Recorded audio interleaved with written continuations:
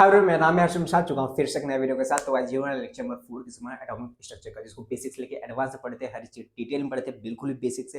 क्या आता है क्या नहीं आता वो मुझे फर्क नहीं पड़ता, बिल्कुल ही बेसिक्स चल रहा था। और उसके बाद हम बात करें, प्रीवियस लेक्चर में हम पढ़ चुके थे बोर्स एटॉमिक थ्योरी का, जिसको बेसिक से पढ़ रहे थे। और हाँ, हमने मैक्सिमम चीजें बोर्स एटॉमिक थ्योरी में कवर कर लिया था। अब बात रही जो फिजिकल केमिस्ट्री है, मैंने उसको क्रश करके इनकी जो थ्योरी है जब एकदम क्रश करके अच्छे से पढ़ा रहा था। हर एक क्वेश्चन को टाइप वाइज डिस्कस कर रहा था, एक सिस्टमेटिक वे में क्या कैसे होता है, हर एक चीज एक माइन्यूट से माइन्यूट चीज से लेके एक बड़ी से बड़ी चीज डिस्कस कर रहा था। और हाँ, लेक्चर देखने के बाद जो मैं 15 पीवाईक्यूज डिस्क्रिप्शन में देता हूँ, आप चेकआउट करना, डिस्क्रिप्शन में मैं 15 पीवाईक्यूज देता हूँ डीपीपी के फॉर्म में। वो क्वेश्चन सॉल्व हो जाते हैं, उसमें जे मेंस और जे एडवांस के दोनों के क्वेश्चन होते हैं, वो सॉल्व हो जाते हैं। मतलब कि अगर बात करें जे में जे एडवांस के 2000 से लेकर 2020 तक वो जितने पीवाईक्यूज रहते हैं मैक्सिमम, हाँ उसमें 2021-22 एक आध दो पीवाईक्यूज रहते हैं, मैं उनको डाल देता हूँ। और बाकी जो 2021-22-26 तक होता है, मैं उन टाइप को मैं क्लास में ले लेता हूँ। तो मतलब हर एक चीज डिटेल में होती है कवर, बिल्कुल एडवांस तक होती है। अब बात करें, हमने स्टार्ट कर चुके थे बोर्स एटॉमिक थ्योरी तक। अब बोर्स एटॉमिक थ्योरी कवर कर चुके थे, मैक्सिमम थ्योरी कवर कर चुके थे, काफी डिटेल में पढ़ चुके थे। हमने उसमें कवर किया था क्या क्या। उसमें तो हमने जैसे कि स्टोरी फॉर्म में देखा था, आप सब कुछ कराऊं मैं, अगर रिवाइज कराऊं तो टाइम वेस्ट होगा हमारा। एक बार आप चेकआउट कर सकते हो, मैंने उसमें ये सारी चीजें इंपॉर्टेंट चीजें ये सब निकाले थे। हमने उसमें रेडियस निकाला था, वेलोसिटी निकाला था। अब मैंने ये सब क्यों निकाला था, क्यों जरूरत पड़ गई, ये सारी चीजें मैं रीजन अच्छे से बता चुका हूँ भाई। मैं अच्छे से रीजन इनका दे चुका हूँ कि ऐसा कैसा क्यों करना पड़ा, क्यों निकालना पड़ा, क्या वजह रह गई, ये सारी चीजें अच्छे से पढ़ चुके हैं। रेडियस का ये सब निकाला, वेलोसिटी का निकाला, और ये total energy, time period, frequency, acceleration और काफी कुछ मैंने कवर कराया था। और इससे ज्यादा ये तो मेन जो क्रैक्स है वो मैंने लास्ट क्लास में, लास्ट स्लाइड में मैंने लिख दिया था, ठीक है ना। तो इस क्लास में भैया क्या होने वाला है, मैंने कहा अभी बोर्स एटॉमिक थ्योरी हमारी चल रही है, अभी खत्म नहीं हुई है। तो भैया अभी क्या टॉपिक रह गया, मैंने कहा कुछ एनर्जी प्रोफाइल डायग्राम और इक्वी एनर्जी ट्रांजिशन, कुछ ऐसे ऐसे टॉपिक्स हैं, दो तीन टॉपिक्स हैं, उनको कवर करना है। और हाँ, बिलीव मी, ये बोस एटॉमिक थ्योरी के टफेस्ट टॉपिक माने जाते हैं। कौन कौन से? इक्वी एनर्जी ट्रांजिशन और एनर्जी प्रोफाइल डायग्राम। इनसे अगर देखो, इनमें कई सारे फॉर्मूले होते हैं जो कि बहुत बड़े बड़े फॉर्मूलेज होते हैं, हमें रिमेंबर करना पड़ता है, बहुत ज़्यादा कैलकुलेशन होता है। पर बिलीव मी, मैं इस तरीके से पढ़ाऊंगा, उन फॉर्मूले से तुम्हें बचा के एक नए डायमेंशन में घुसाऊंगा, एक नए तरीके से क्वेश्चन को सॉल्व कराऊंगा। और हाँ, आपका इंटरेस्ट जगाऊंगा इस चैप्टर के प्रति और इस पूरे सब्जेक्ट के प्रति, ठीक है ना। तो डरने की बात नहीं है, बिल्कुल ही गजब तरीके से पढ़ाऊंगा। बड़ी से बड़ी फॉर्मूले को मैं एकदम बिना उस फॉर्मूले के रूट पे जाऊंगा नहीं, दूसरे रास्ते से मैं आराम से चुटकी में सॉल्व करा दूंगा, ठीक है। पर उसके लिए आपको देखना पड़ेगा ध्यान से, ठीक है, थोड़ा सा पेशेंट रखना पड़ेगा, पेशेंस रखना पड़ेगा, पेशेंट नहीं, ठीक है ना। तो उसके बाद स्टार्ट करते हैं ना फिर। हाँ, मैंने कहा कि एनर्जी प्रोफाइल डायग्राम होता है क्या, मैं फिर इसके लिए तुम्हें अच्छे से समझाता हूँ, ठीक है, चिंता मत करना। Energy profile diagram.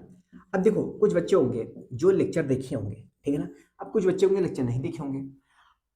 जो लेक्चर नहीं देखे हैं, मैं उनके लिए मैं नहीं बोल रहा हूँ, पर हाँ, जो लेक्चर देखे हैं, चिंता मत करना बाबू, इस तरीके से समझाऊंगा, आपको डरने की जरूरत नहीं, आपको सब समझ में आएगा, मुझे पता है, ठीक है। मैंने कहा एनर्जी प्रोफाइल डायग्राम होती क्या है? जिस तरीके से जब हम बात कर रहे थे एटॉमिक थ्योरी का, किसका, बोर सर का, जब बोर सर ने कहा कि जो एक इलेक्ट्रॉन रहता है वो अपने स्टेशनरी ऑर्बिट में नाचता है, मैं लिख के समझाता हूँ, ठीक है। बोर सर ने कहा कि जो एक इलेक्ट्रॉन होता है वो अपने पॉजिटिव चार्ज यानी कि न्यूक्लियस के स्टेशनरी ऑर्बिट में नाचता है, वो स्टेशनरी ऑर्बिट में नाचता है एक ऑर्बिट में। अगर वो उसका जो स्टेशनरी ऑर्बिट डिसाइड कैसे किया था, उन्होंने कहा ये ऑर्बिट जो स्टेशनरी ऑर्बिट है ये डिसाइड कैसे होगा, अगर इसमें जो इलेक्ट्रॉन घूम रहा है उसका जो मास होगा, हाँ उसकी जो वेलोसिटी होगी, जो उसका रेडियस होगा न्यूक्लियस से, एमबीआर जो कि उसका एंगुलर मोमेंटम जिसे कहा जाता है, अगर वो बराबर होगा किसके, एन एच बाई टू पाई के, तो मैं बोल दूंगा अगर ये बराबर होगा उसका एंगुलर मोमेंटम, अगर इसके एन एच बाई टू पाई के बराबर आ गया, तो मैं बोल दूंगा ये ऑर्बिट जो है ये एक फिक्स ऑर्बिट है, इसमें जो इलेक्ट्रॉन नाचेगा वो ऑर्बिट, वो जो इलेक्ट्रॉन इसमें नाचेगा वो इलेक्ट्रॉन एनर्जी एमिट नहीं करेगा और फाइनली जाके इसमें गिरेगा नहीं। तो जो मैक्सवेल की थ्योरी थी उसको इसने ऐसे करके आगे में ऐसे करके उन्होंने कहा कि जो आपने कहा था कि एनर्जी इमिट करके अंदर गिर जाता है, और पर जो ये ऑर्बिट होता है स्टेशनरी ऑर्बिट, जो इसको मैं डिसाइड कर रहा हूँ, इसमें एनर्जी इमिट करता ही नहीं है, और जब एनर्जी इमिट करेगा ही नहीं तो गिरेगा भी नहीं। तो ये हमेशा ऐसे से इसी में घूमता रहता है। उसी तरीके से इन्होंने डिसाइड किया, अगर n इक्वल टू 1 है तो वो के सेल होगा, n इक्वल टू 2 है तो एल सेल, एम सेल, जो भी था के एल एम, ऐसे जो सेल डिसाइड किया था उन्होंने, ठीक है ना। ये क्या था, इतना हम पढ़ चुके थे, ठीक है। उन्होंने कुछ और चीजें बताई थी। अब उन्होंने क्या क्या चीजें बताई थी, उन्होंने ये बताया कि हर एक इलेक्ट्रॉन के पास एनर्जी होती है, हाँ हर इलेक्ट्रॉन के पास एनर्जी होती है और हर इलेक्ट्रॉन के पास चार्ज होता है। ये हम चार्ज और प्रॉपर्टीज ऑफ चार्ज में पढ़ चुके हैं। हम ये पढ़ चुके हैं कि हर एक इलेक्ट्रॉन के पास चार्ज होता है और उनकी प्रॉपर्टीज कुछ होती है चार्ज की। अब भैया पता है ये जो न्यूक्लियस है, न्यूक्लियस क्या है? न्यूक्लियस तो ओवरऑल पॉजिटिव चार्ज है। अब इलेक्ट्रॉन क्या है? नेगेटिव चार्ज है। अब मैंने ये भी बताया था तुम्हें, पॉजिटिव और नेगेटिव चार्ज के बीच में कुछ डिस्टेंस अगर रखा जाए, कुछ रेट, जो कि यहाँ पे क्या है, आर है। मैंने कहा अगर पॉजिटिव और नेगेटिव चार्ज को कुछ डिस्टेंस पे रखा जाए तो क्या होता है पता है इनको? इनके अंदर एक पोटेंशियल एनर्जी जग जाती है, एक पोटेंशियल एनर्जी के Q1 Q2 अपॉन में आर। ये जो पोटेंशियल एनर्जी हो जाती है, जो निकल जाती है, इनके अंदर एनर्जी आ जाएगी, मतलब कि इलेक्ट्रॉन के अंदर पोटेंशियल एनर्जी है और यही एनर्जी डायरेक्ट कन्वर्ट हो जाती है किसमें? Kinetic energy. मतलब कि जो के Q1 Q2 अपॉन में आर है, ये बराबर हो जाता है किसके? हाफ एम बी स्क्वायर के, यानी काइनेटिक एनर्जी। और ये काइनेटिक एनर्जी बराबर हो जाता है तो उस इलेक्ट्रॉन को एक वेलोसिटी दे देता है। अब उस इलेक्ट्रॉन को वेलोसिटी दे देगा, वो इलेक्ट्रॉन नाचने लगेगा।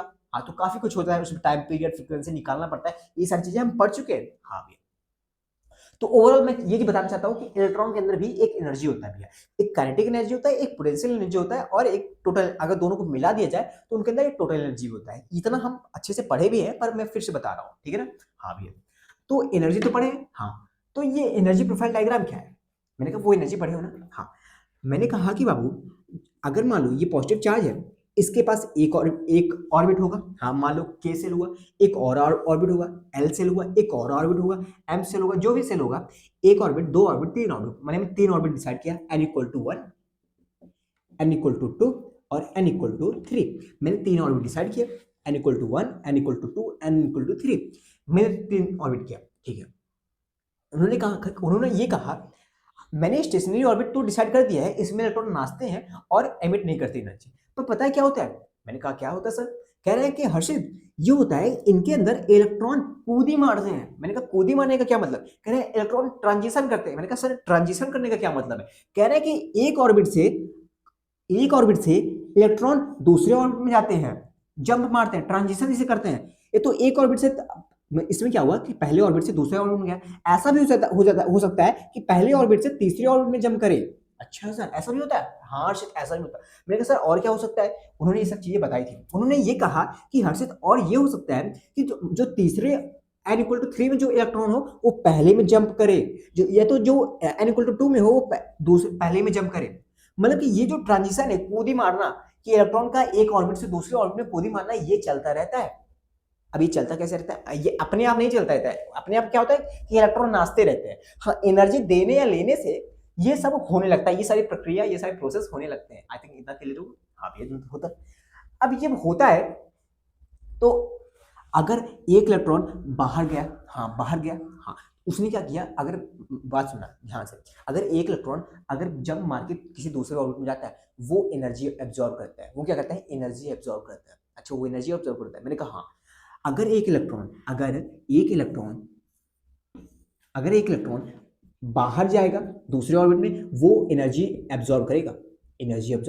हाँ, एनर्जी एब्जॉर्ब करेगा। किसने बताया? ये हमारे बोर सर ने बताया। और कहा कि अगर वो एनर्जी एब्जॉर्ब करेगा तो प्लैंक सर के हिसाब से, अगर प्लैंक की थ्योरी सही है, तो वो एनर्जी किसके फॉर्म में एब्जॉर्ब करेगा? फोटोन के फॉर्म में एब्जॉर्ब करेगा। मैंने कहा फोटोन के फॉर्म में? कह रहे हाँ, वो एनर्जी फोटोन के फॉर्म में एब्जॉर्ब करेगा। मैंने कहा सर अच्छा, फोटोन के फॉर्म में एब्जॉर्ब करेगा? हाँ। अब मैंने कहा सर ठीक है, अगर वो फोटोन के फॉर्म में एब्जॉर्ब करेगा तो उस एनर्जी का कुछ लैम्डा भी होगा। कह रहे बिल्कुल हर्षित, तुम सही कह रहे हो, इसका कुछ लैम्डा भी होगा, इसका कुछ वेवलेंथ भी होगा। मैंने कहा सर इसका वेवलेंथ भी होता है? कह रहे हाँ हर्षित, इसका वेवलेंथ भी होता है। तो उन्होंने ये चीज बताया। उन्होंने और एक चीज बताई, उन्होंने कहा कि ऐसा भी हो सकता है कि इलेक्ट्रॉन अंदर आए, इलेक्ट्रॉन जंप करके नीचे ऑर्बिट में आए, n2 से n1 में आए, ये भी हो सकता है। लेकिन जब वो जंप करेंगे तो एनर्जी को एमिट करेंगे। यहाँ पे क्या होता है, जब बाहर जाते थे वो एनर्जी को एब्जॉर्ब करते थे, पर अगर जंप करके अंदर आए तो एनर्जी को एमिट करेंगे। अगर वो हर्षित एनर्जी को एमिट करेंगे तो वो किसके फॉर्म में करेंगे एनर्जी को एमिट? वो फोटोन के फॉर्म में करेंगे। अगर वो फोटोन के फॉर्म करेंगे, उसका भी कुछ लैम्डा होगा, बस उसका भी कुछ लैम्डा होगा। हाँ, मेरी बात सुनना, एनर्जी प्रोफाइल डायग्राम को रफली मैं ऐसे डिफाइन कर सकता हूं। इसमें ये जो जंप हो रहा है ना, कूदी मारना, कि इलेक्ट्रॉन कहीं से कहीं जा रहा है, कहीं से कहीं जा रहा है, हाँ यही सब होता है। बस इन्हीं सबको थोड़ा सा एक सिस्टमेटिक वे में पढ़ना पड़ता है। अब पढ़ना क्या पड़ता है, मैंने कहा बाबू जब वो इलेक्ट्रॉन जब मान लो यहाँ से यहाँ पे आए, हाँ, वो एनर्जी एमिट करता है, तो वो एनर्जी कितनी एमिट करता है वो एनर्जी बता दो, क्वेश्चन में ये पूछ लेता है। वो एनर्जी एमिट करता है तो वो फोटोन के फॉर्म में करता है, उस फोटोन का उस एनर्जी का कुछ लैम्डा होगा, वो लैम्डा बता दो। बस यही दो चीज, ये दो तीन चीजें हैं जो एनर्जी प्रोफाइल डायग्राम में पूछी जाती हैं। अच्छा ऐसा होता है, मैंने कहा यही पूछे जाते हैं। भैया ये तो कितना आसान है, मैंने कहा आसान तो है पर पता है जो पूछने का जो तरीका है वो गजब लेवल का है। जो पूछने का तरीका है वो बच्चों को थोड़ा सा दिमाग हिला देता है। और उसके बाद इसी में एक और कॉन्सेप्ट जोड़ देते हैं इक्वी एनर्जी ट्रांजिशन का। इक्वी एनर्जी ट्रांजिशन का क्या, मैंने कहा वो बताऊंगा, वो थोड़ा सा और अच्छा लगने लगेगा जब मैं आपको समझाऊंगा। बहुत बिलीव मी काफी इंटरेस्टिंग बना दूंगा आपके लिए, आपका मन खुद कहेगा भाई साहब मुझे और लेक्चर दे दो भैया, और इसी तरीके से मुझे और पढ़ना है। तो बिलीव मी बस शांति से सुनते जाना सब कुछ। इनका इतना तो सब कुछ क्लियर हो ना, बैकग्राउंड तो क्लियर हो गया कि हमें क्या क्या पढ़ना है, सब कुछ करना है कैसे। हाँ भाई क्लियर हो। मैंने कहा बस अभी मैं कुछ और चीजें बता रहा हूँ, मैं इसको थोड़ा सा इरेज कर रहा हूँ, ठीक है ना। मेरी बात सुनो, इतना सर जी ने क्या किया, डायग्राम बना के बता दिया। उन्होंने और भी कुछ बताया था। उन्होंने और क्या कहा कि जब इलेक्ट्रॉन जाता है, हाँ कूदता है, तो जब एनर्जी, जब इलेक्ट्रॉन मान लो हर्षित यहाँ से लेके यहाँ तक आता है, उन्होंने मुझे बताया कि मान लो हर्षित अगर इलेक्ट्रॉन यहाँ से यहाँ तक आता है तो वो एनर्जी एमिट करता है। मैंने कहा हाँ सर एनर्जी एमिट करता है। क्या तो मुझे तो मैंने कहा सर ये एनर्जी एमिट करता है, हम इस एनर्जी को निकालेंगे कैसे। तो उन्होंने कहा सिंपल सी बात है हर्षित, अगर तुम्हें एनर्जी को निकालना है, हाँ देखो हर्षित इस जो ये ऑर्बिट है, हाँ जो ये ऑर्बिट है, हाँ इस ऑर्बिट में इलेक्ट्रॉन होगा। हाँ मैंने कहा सर इलेक्ट्रॉन होगा। कह रहे हैं इसमें इलेक्ट्रॉन में कुछ एनर्जी होगी। हाँ हर्षित इसमें भी इसमें भी कुछ एनर्जी होगी। मैंने कहा सर मतलब कि ये अगर मान लो फर्स्ट ऑर्बिट है, ये सेकंड ऑर्बिट है, इसके फर्स्ट ऑर्बिट में कुछ एनर्जी होगी, हाँ जिसे मैं EN1 बोल देता हूँ। इसके सेकंड ऑर्बिट में भी कुछ एनर्जी होगी EN2, मतलब कि इसके सेकंड ऑर्बिट में भी कुछ एनर्जी, जब इलेक्ट्रॉन यहाँ पे नाचेगा तो कुछ एनर्जी होगी इस ऑर्बिट की भी और इस ऑर्बिट में भी है। हाँ भैया है ना, समझ में आ रहा है ना कि इसके अंदर भी एनर्जी है, इसके अंदर भी एनर्जी है। अब बात ये आती है कि जब यहाँ से इलेक्ट्रॉन यहाँ पे जाता है तो एनर्जी एब्जॉर्ब करता है और एनर्जी लेता है। जब और एनर्जी लेगा तो मतलब EN2 बढ़ जाएगा एज कम्पेयर टू EN1 के। पर जब EN2 से वो सॉरी जब वो सेकेंड ऑर्बिट से पहले ऑर्बिट में आता है तो वो एनर्जी एमिट करता है, जो एनर्जी निकालता है मतलब कि ये कम हो जाएगा। हाँ भैया इतना तो हमें पता है भैया, इतना बहुत आसान चीज है।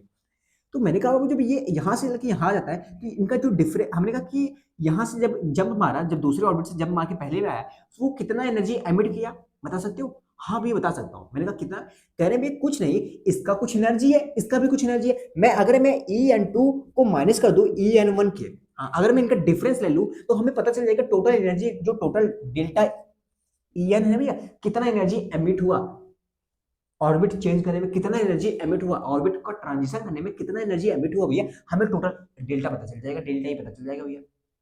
मैंने कहा तुम्हें डेल्टा ही पता चल जाएगा टोटल, कह रहे हाँ भैया हमें टोटल डेल्टा ही पता चल जाएगा अगर एनर्जी ट्रांजिशन होगा। हम EN2 को माइनस कर देंगे EN1 का। मैंने कहा ठीक माइनस कर देंगे। मैंने कहा चलो ठीक है, तुमने एनर्जी तो निकाल लिया, अब ये एनर्जी निकाल लिया तो इस एनर्जी का, ये एनर्जी जैसा कि सर ने कहा कि ये एनर्जी फोटोन की फॉर्म में है, हाँ तो अगर ये एनर्जी आपने निकाल लिया तो इस एनर्जी का लैम्डा कैसे निकालोगे। तो आपने कहा कि भैया ये सब तो हम पढ़ चुके हैं, अगर ये एनर्जी डेल्टा EN2 है जो कि डेल्टा EN है, डेल्टा E जो है चेंज इन एनर्जी, यानी कि जितनी एनर्जी एमिट हुई एक इलेक्ट्रॉन को दूसरे से पहले में आने में, जंप करने में, जितनी एनर्जी एमिट हुई वो इतना होगी। हाँ भैया और यही एनर्जी किसके बराबर होगी, फोटोन के फॉर्म में। और फोटोन के फॉर्म में अगर बराबर हुई तो हमें पता है प्लैंक सर की थ्योरी के हिसाब से वो बराबर हो जाएगी hc बाई लैम्डा के, वो hc बाई लैम्डा के बराबर हो जाएगी। और hc बाई जब लैम्डा के बराबर हो जाएगी, ये तो पूरा कांस्टेंट है, तो मैं यहाँ से लैम्डा इस एनर्जी का निकाल लूंगा। अगर ये फोटोन के फॉर्म में हो रही तो ये प्लैंक्स थ्योरी को मानेगा, तो ये बराबर हो जाएगा hc बाई लैम्डा से, और मैं यहाँ से लैम्डा निकाल लूंगा। ये सब चीजें पढ़े थे कि नहीं पढ़े थे, हाँ ये सब चीजें किसने बताई थी, बोर्ड सर ने बताई थी, बोर्ड सर ने ये सब चीजें अच्छे से बताई थी। हाँ भैया ये सब बताई थी। तो मैंने कहा यही चीज, मेन चीज यही है। हाँ भैया मैं थोड़ा सा और घुसता हूँ, मैंने तुमसे और पूछा कि भाई चलो ठीक है, मैंने कहा ये EN2 कैसे निकालोगे। अरे भैया हमने EN2 पढ़ रखा है भैया, एनर्जी निकालते कैसे एक ऑर्बिट में, अगर हमें पता है कि ये सेकंड ऑर्बिट है n=2 हमें गिवन है भैया, तो हम एनर्जी निकाल लेंगे। मैंने कहा कैसे निकालोगे, अरे भैया वो होता नहीं था formula -13.6 into Z² by N² करके फॉर्मूला हुआ करता था, EV पर एटम करके हुआ करता था। हाँ एक और हुआ करता था भैया -2.18 into 10⁻⁻8 10⁻⁻8 Z square by N square, Z square M by N square joule per atom. ये क्या होता है, ईबी पर एटम हुआ करता था। अलग अलग यूनिट है ना, यही चीज है इसमें है, बस यूनिट अलग है। मैक्सिमम ईबी में पूछा जाता है तो इसका यूज किया जाता है। हाँ, तो पहले ये आया था, उसके बाद जूल पर एटम को हमने मल्टीप्लाई किया था एक इलेक्ट्रॉनिक चार्ज से 1.6 इंटू 10⁻⁻19 से मल्टीप्लाई किया तो ये आ गया था, इससे ये आया था। समझ में? हाँ भैया। तो हमें पता है भैया, अगर हमें निकालना हुआ तो n इक्वल टू 2 रख देंगे, और जिस एटम का निकालना हुआ उसका हम जेड रख देंगे, तो हमें एनर्जी पता चल जाएगा भैया। मैंने कहा हाँ यार, पता तो चल जाएगा। मैं तुम्हें तो बहुत कुछ पता है यार। हाँ भैया, हमें बहुत कुछ पता है, हमें बहुत कुछ पता है भैया। मैंने कहा काफी अच्छा। और ये कैसे आया था पता है? अरे ये कैसे आया था पता है? कैसे आया था? मैंने कहा ये भी किसी फॉर्मूले से आया था ना। हाँ, ये भी किसी फॉर्मूले से आया, ड्राइव हो गया। कुछ कांस्टेंट थे, उन कांस्टेंट को मैंने वैल्यू पुट करके सॉल्व किया था। वो कैसे आया था आपको याद है? एक बार मैं देखता हूँ ना, वो मैंने याद नहीं कर रखा। मैंने डायरेक्टली इन सबको, अब उन सबको जरूरत नहीं पड़ती ना, तो मैं करता नहीं हूँ उन सबको याद। एक बार चेक कर लूँ, सही है ना? हाँ, -2 पॉइंट, ठीक है। वो कुछ ऐसा था, -2πm के स्क्वायर e⁴ अपॉन में H square Z square by N square.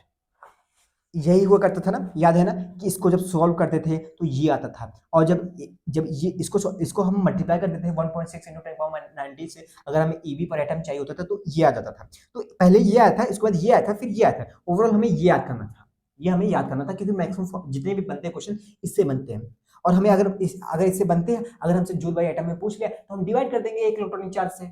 वो तो पता है ना तुम्हें, ये तो कन्वर्जन तुम्हें आता ही है ना। तो ये दो यूनिट में हमें कन्वर्जन आता है, तो हमने बस ये पूरा कांस्टेंट था, इसको जब सॉल्व किया था तो ये आया था। जब इसको मल्टीप्लाई किया था 1.6 इंटू 10⁻19 से, तो ये आया था। इतना तो आसान है ना? हाँ भैया। तो भैया जो EN2 है भैया, हम सॉल्व कर लेंगे भैया, n की वैल्यू 2 करके हम सॉल्व कर लेंगे। और जो EN1 है भैया, हम अगर मान लो EN कितना हुआ, ये जो कहते हैं एनर्जी ऑफ ऑर्बिट 1 निकालना हुआ भाई, जो भी ऑर्बिट हुआ, अगर हमें मान लो 1 दिया हुआ, तो हम उसमें n की वैल्यू 1 पुट कर देंगे, और जिस एटम का हुआ उस एटम का जेड पुट कर देंगे। जेड क्या है? प्रोटॉनिक चार्ज, कितने प्रोटॉन है। हाँ भैया, तो कितने प्रोटॉन है ये है, ठीक है ना? तो हम वो वैल्यू पुट करके हमें EN1 निकाल लेंगे, और दोनों को डिफरेंस ले लेंगे, और HC बाई लैम्डा करके हम लैम्डा निकाल लेंगे। ये एक कॉम्प्लिकेटेड मेथड हो गया। अब हाँ, हालांकि जो सही तरीका है यही था। इसी से क्या हुआ, हमारा एक नया फॉर्मूला आ जाता है, किसको? लैम्डा को सॉल्व करने का, लैम्डा को निकालने का एक नया फॉर्मूला आ जाता है। ठीक है, एक नया फॉर्मूला आ जाता है लैम्डा को निकालने का। ठीक है, इतना समझ में आया ना? इतना समझ में आ रहा है ना? हाँ। तो इतना जब बोर्ड सर ने बताया, तो कुछ लोगों ने और कहा कि भाई ठीक है, तुम सही बता रहे हो कि तुम EN2 माइनस EN1 कर दोगे, और ये सब फॉर्मूले याद कर लो। ये सब जो कुछ फॉर्मूला आएगा, अब वो फॉर्मूला क्या आएगा, मैं ड्राइव कर दूं क्या? मैं ड्राइव कर दूं कि डायरेक्ट, अगर मेन चीज यही है कि इस मेन चीज इसका मकसद ये है कि लैम्डा निकालना। उस एनर्जी का जो एनर्जी है ना, उसका जो लैम्डा है, मेन मकसद ये है। एनर्जी तो हमें पता चल गया कि एनर्जी कितना आएगा, डेल्टा ही, दोनों को हम डिफरेंस ले लेंगे, हमें पता चल जाएगा एनर्जी। हाँ, बस मेन चीज क्या होता है, लैम्डा निकालना। उसे हम HC बाई लैम्डा से इक्वेट करते हैं, और लैम्डा निकालना कुछ एक फॉर्मूला आएगा, मैं फॉर्मूला ड्राइव करता हूँ, मैं बताता हूँ अच्छे से आपको। ठीक है, ठीक है। मैं उसके बाद वो फॉर्मूला यूज नहीं करूंगा, मैं एक अच्छे तरीके से 2-3 सेकंड में हो जाएगा, मैं उस मेथड को बताऊंगा तुम्हें। ठीक है भैया, मैंने कहा कि ठीक है, इतना समझना है। हाँ, मैंने कहा जो EN2 है, EN1 है। हाँ, जब EN2 निकालोगे, हाँ, EN2 निकालने में पता है आपको, बहुत सारे फॉर्मूले पुट करेंगे। ये फॉर्मूला पुट करना पड़ेगा, ये तो ये करना पड़ेगा, ये बहुत ज्यादा कैलकुलेशन हो जाएगा EN2 का। EN1 का करोगे, फिर से n इक्वल टू 1 पुट करोगे, तो उसमें भी मतलब n जो EN1 है, जो ऑर्बिट, जो भी ऑर्बिट होगा, हाँ, वो निकालोगे, तो उसमें n की वैल्यू पुट करोगे, तो उसका कुछ ज्यादा बड़ा सा कैलकुलेशन इसमें भी आ जाएगा। हाँ, अगर भैया कुछ ऐसा हो जाए, हमें EN2 की वैल्यू एग्जैक्ट पता हो, और EN1 की वैल्यू एग्जैक्ट पता हो भैया, तो हम दोनों को डायरेक्ट माइनस करके हम डेल्टा ई डायरेक्ट कर देंगे। डेल्टा ई बराबर हो गया HC बाई लैम्डा से, हम यहाँ से लैम्डा निकाल लेंगे भैया, डायरेक्ट निकाल लेंगे। और क्या पता आपने कुछ ऐसा कर दिया कि लैम्डा को भी आसान कर दिया, आपने लैम्डा का कोई फॉर्मूला बना दिया भैया कि आसान से हो गया सॉल्व। मैंने कहा हाँ, ऐसा भी हो सकता है। और कैलकुलेशन भी ना हो उस लैम्डा के फॉर्मूला में। मैंने कहा हाँ भी ऐसा भी हो सकता है, पर अभी तो मकसद क्या है कि ये जो डेल्टा ई है भैया, अगर हमें इस ऑर्बिट का हमें पता हो, इस ऑर्बिट का हमें पता हो तो हमें निकाल सकते हैं। हाँ भी, तो हमें अगर इस ऑर्बिट का निकालने के लिए भैया हमें ये फॉर्मूला नहीं यूज करना पड़ेगा, अगर हमें डायरेक्टली पहले पता हो। मैंने कहा हाँ, यहाँ पे थोड़ा सा लर्निंग आ जाएगी, थोड़ा सा याद करना पड़ जाएगा। अगर हमें मान लो भैया यहाँ का 5 हुआ, 5 इलेक्ट्रॉनिक वोल्ट हुआ चार्ज, ठीक है, इलेक्ट्रॉनिक वोल्ट पर एटम। हाँ, यहाँ का कुछ एक हुआ, तो यहाँ से एटम को, इस ऑर्बिट से एटम को इसमें आने के लिए हाँ कितना इलेक्ट्रॉनिक वोल्ट चार्ज निकालना पड़ेगा, कितना एमिट करेगा एनर्जी, तो ये 5 माइनस 1 करेंगे 4, 4 इलेक्ट्रॉनिक वोल्ट पर एटम चार्ज निकालना पड़ेगा भैया। 4 इलेक्ट्रॉन वोल्ट का चार्ज भैया निकाल देगा भैया, एमिट कर देगा, सॉरी चार्ज नहीं एनर्जी, 4 इलेक्ट्रॉन वोल्ट पर एटम में जो एनर्जी होगा वो निकाल देगा भैया, और वो जो एनर्जी को फोटोन फॉर्म निकालेगा, मैं वहां से लैम्डा निकाल दूंगा। तो हमें भैया ये पता चल जाएगा डेल्टा ई डायरेक्ट, 5 माइनस 1 करेंगे भैया 4 पता चल गया, और 4 को एचसी बाई लैम्डा कर देंगे, वो लैम्डा यहाँ से निकाल लेंगे। एक ग्राउंड रियलिटी पता चल रही है ना, एक पीछे का बैकग्राउंड का खेल पता चल रहा है ना कि हमें क्या क्या करना है।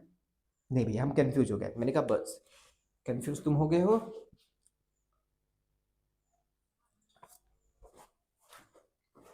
मुंह मेरा सूख गया है भाई, 21 मिनट हो गए, चिंता मत करो, मैं तुम्हें सब कुछ क्लियर करता हूँ। अब मैं एक बेफालतू की बातें बोल रहा था ऐसा समझ लो, ठीक है, मैं समझाता हूँ तुम्हें फिर से, मैं समझाता हूँ, ठीक है ना। हाँ,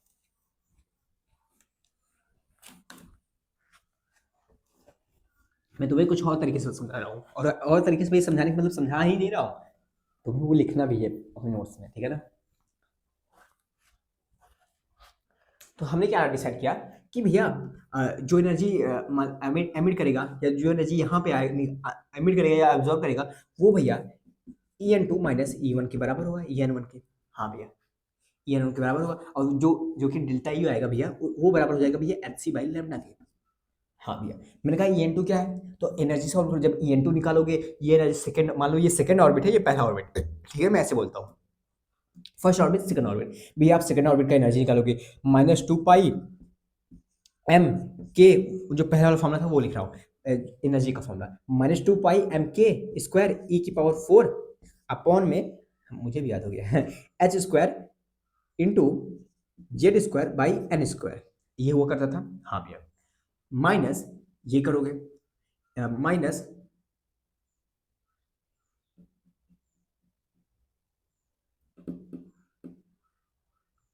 2 पाई एम के स्क्वायर ई की पावर 4 बाई एच स्क्वायर, मुझे देखना पड़ेगा, सॉरी, सही है, सही सही सही सही सही सही। हाँ भैया, तो भैया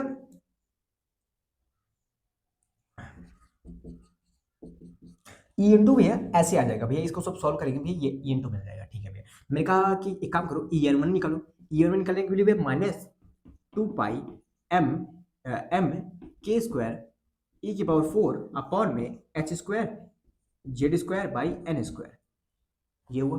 हाँ भैया, ये क्या हुआ, ये ई एन वन आ गया, ये ई एन टू आ गया, इनका अगर हम डिफरेंस ले लें, अगर इनका हम डिफरेंस ले लें, अगर इनका डिफरेंस ले ले तो हमें क्या मिल जाएगा, हमें डेल्टा ई मिल जाएगा, हमें डेल्टा ई मिल जाएगा, और उसी डेल्टा ई को हम बराबर कर देंगे एच सी बाई लैम्डा से, हमें ये लैम्डा मिल जाएगा। हमने का डिफरेंस जरा लोग के देखो, अब ये एक जो कि एक वे है, हर एक टीचर पढ़ाता है, हर एक इंसान पढ़ाता है, मतलब कि मतलब कि ये एक यही चीज एक तरीका ही है पढ़ाने का, जो फॉर्मूला ड्राइव होता है वो डेरिवेशन बता रहा हूँ आपको, ठीक है।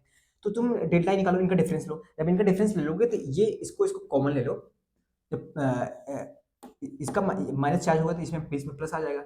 हाँ, मैंने कहा एक काम करो, कॉमन चार्ज ले लो, माइनस को अंदर भेज दो, क्या मतलब, मैंने कहा जब इसको माइनस करोगे, माइनस, एक काम करो, -2 पाई एम के स्क्वायर ई की पावर 4 ई की power 4 Z square into Z square upon में,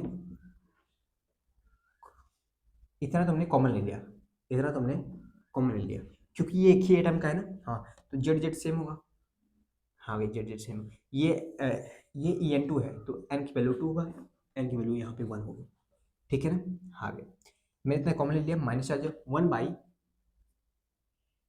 बाई प्लस वो हो जाएगा ना, 1 बाई कंफ्यूज बड़ा हो रहा हूँ मैं।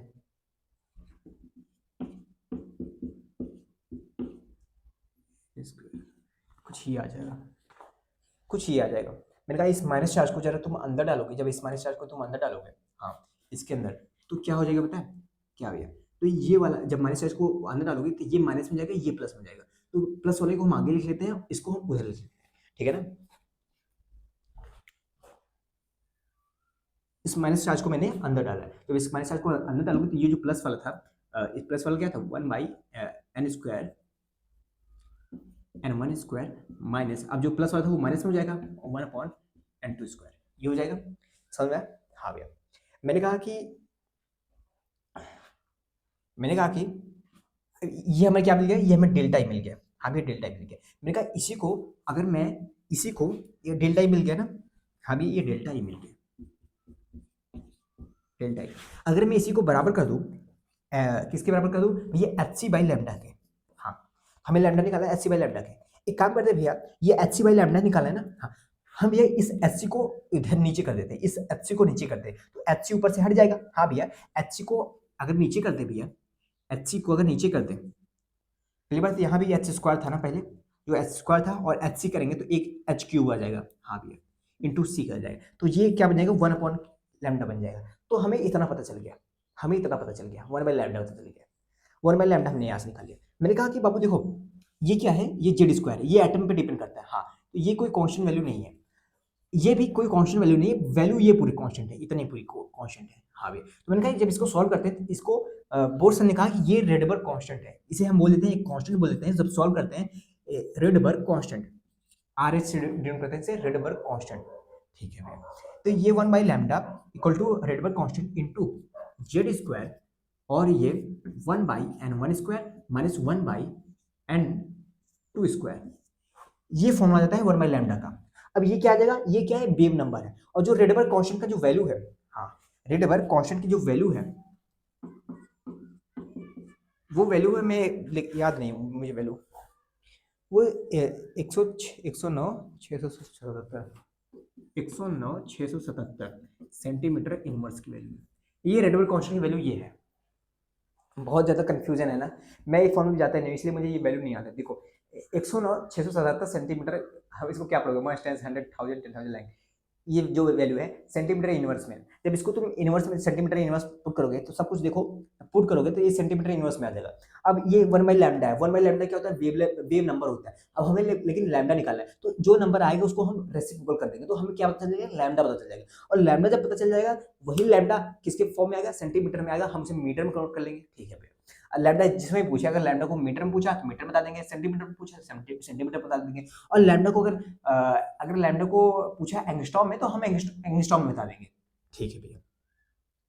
मैंने कहा ये एक फॉर्मूला बन जाता है 1/λ का, ठीक है ना। यहाँ से हम जो भी आता है उसको रेसिप्रोकल कर देंगे, वो हमारा क्या हो जाएगा, लैम्डा पता चल जाएगा, हमें वेवलेंथ पता चल जाएगा उस फोटोन का जो फोटोन निकला है, ठीक है भैया। इतना कुछ करना पड़ा तब जाके हमें ये फॉर्मूला मिला, वो भी फॉर्मूला इतना आसान नहीं है, वो भी फॉर्मूला इतना आसान नहीं है। आई थिंक विजिबल तो है ना फोन में,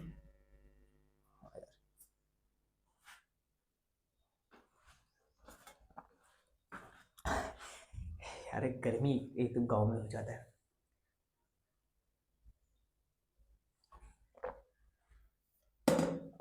मैंने कहा बताओ, आसान नहीं है ना, इधर लैम्डा को 1/λ निकाला, फिर लैम्डा को मैक्सिमम चीजें में बोलता है कि एंगस्ट्रॉम में पूछता है, मैक्सिमम हर टाइम में एंगस्ट्रॉम में पूछता है, मैक्सिमम क्वेश्चन में तो एंगस्ट्रॉम में पूछता है, तो एंगस्ट्रॉम में उसे कन्वर्ट करना पड़ेगा जो भी आएगा। एक हिसाब से बच्चों के हिसाब से ये बहुत ज़्यादा टफ क्वेश्चन, टफ बन जाता है ना, हाँ बहुत ज़्यादा टफ बन जाता है। एनर्जी कैलकुलेट करना, फिर एनर्जी कैलकुलेट करके उसे बराबर करना एच सी बाई लैम्डा में, ठीक है। पर मैं एक तरीका बताऊंगा बाबू, उस तरीके से सुनना, बहुत आसान कर दूंगा आपके लिए, ये चीज़ बहुत आसान कर दूंगा, चुटकी में सॉल्व होगा, चुटकियों में, बस आपको सुनना पड़ेगा, कंडीशंस है कुछ, ठीक है, कंडीशंस है कुछ। उस पर ये लैम्डा पूछेगा ना, हाँ मैंने कहा एक लैम्डा का, मैंने लैम्डा का फॉर्मूला बता दिया, लैम्डा का अगर एंगस्ट्रॉम में पूछेगा तो 12,400 अपॉन है डेल्टा, डेल्टा ही करना पड़ता है, डेल्टा इलेक्ट्रॉनिक वोल्ट पर एटम, एस समझो ई भी, एक ये फॉर्मूला आता है। अब ये कैसा है मैं इसका यूज़ बताऊँगा कि क्यों आया, क्या यूज़ करूँगा मैं बताऊँगा। पर हाँ, लैम्ब्डा जो आता है अगर डायरेक्टली उसे एंगस्ट्रॉम में निकालना है तो 12400 अपॉन में डेल्टा ई कर देते हैं। हाँ, ठीक है। अब ये डेल्टा ई है क्या? ये भैया ये क्यों आप कर रहे हो? ये बताइए, ये फॉर्मूला हमें कन्फ्यूज़ कर रहा है। बहुत सारे डाउट होंगे क्योंकि जब मैं क्लियर नहीं कर पा रहा हूँ, इसका मतलब ये है कि बहुत कॉम्प्लिकेटेड है। कॉम्प्लिकेटेड नहीं मतलब कि बहुत दिमाग खाने वाला है। मैं भी इतना इसमें दिमाग नहीं लगा रहा हूँ, इसलिए मैं आपको समझा नहीं लगता है, इसलिए मैं आपको समझा नहीं पा रहा हूँ इतना।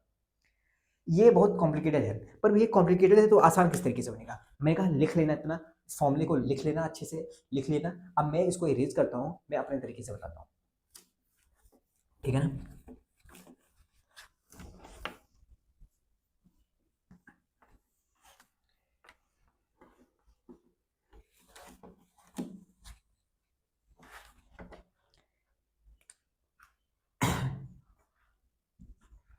जो लैम्डा निकाला मैंने, हाँ, लैम्डा की वैल्यू क्या थी? 1/लैम्डा आया था भैया। 1/लैम्डा क्या आया था भैया? वो रेडबर्ग कांस्टेंट भैया, इंटू जेड स्क्वायर भैया, अपॉन में 1/1 square n1 square 1 minus n2 का स्क्वायर भैया। ये फॉर्मूला था भैया। फिर आपने कहा एक और फॉर्मूला कहा, आपने ये बताया था आपने भैया कि लैम्डा को अगर एंगस्ट्रॉम में निकालना हुआ भैया, डायरेक्टली एंगस्ट्रॉम में, क्योंकि मैं क्वेश्चन में यही पूछता है एंगस्ट्रॉम में निकालो। अगर डायरेक्टली एंगस्ट्रॉम में निकालना हो भैया तो 12400 को डिवाइड कर देंगे in delta E, delta E of eV, मतलब ईवी के फॉर्म में, मीन्स जो एनर्जी होगा वो ईवी के फॉर्म में होगा, इलेक्ट्रॉनिक वोल्ट फॉर्म में होगा। हाँ भैया, तो आप बताओ इसका क्या मतलब है, आप क्या बताना चाहते हो? मैंने कहा मैं सुनो ये बात। हम क्या करते थे? हम ये करते थे, हमें यहाँ पे बहुत कुछ करना पड़ता था। हाँ, 1/लैम्डा, अब मतलब कि एनर्जी को हमने सॉल्व किया, एनर्जी को सॉल्व करने के बाद ये सब हो गया, अब मीन्स ये सब हो गया, बहुत आसान हो गया। पर फिर भी यहाँ पे कैलकुलेशन ज़्यादा हो जाएंगी। यहाँ पे ये जो वैल्यू होगी वन वन क्या कहते हैं 109,677 जो वैल्यू थी किसकी, रेडबर्ग कांस्टेंट की, वो सब पुट करोगे, मल्टीप्लाई करोगे इससे, फिर उसके बाद ये पुट करोगे, ये सब करोगे, थोड़ा सा कैलकुलेशन ज़्यादा हो जाएगा। कैलकुलेशन ज़्यादा होगा कि नहीं होगा? होगा।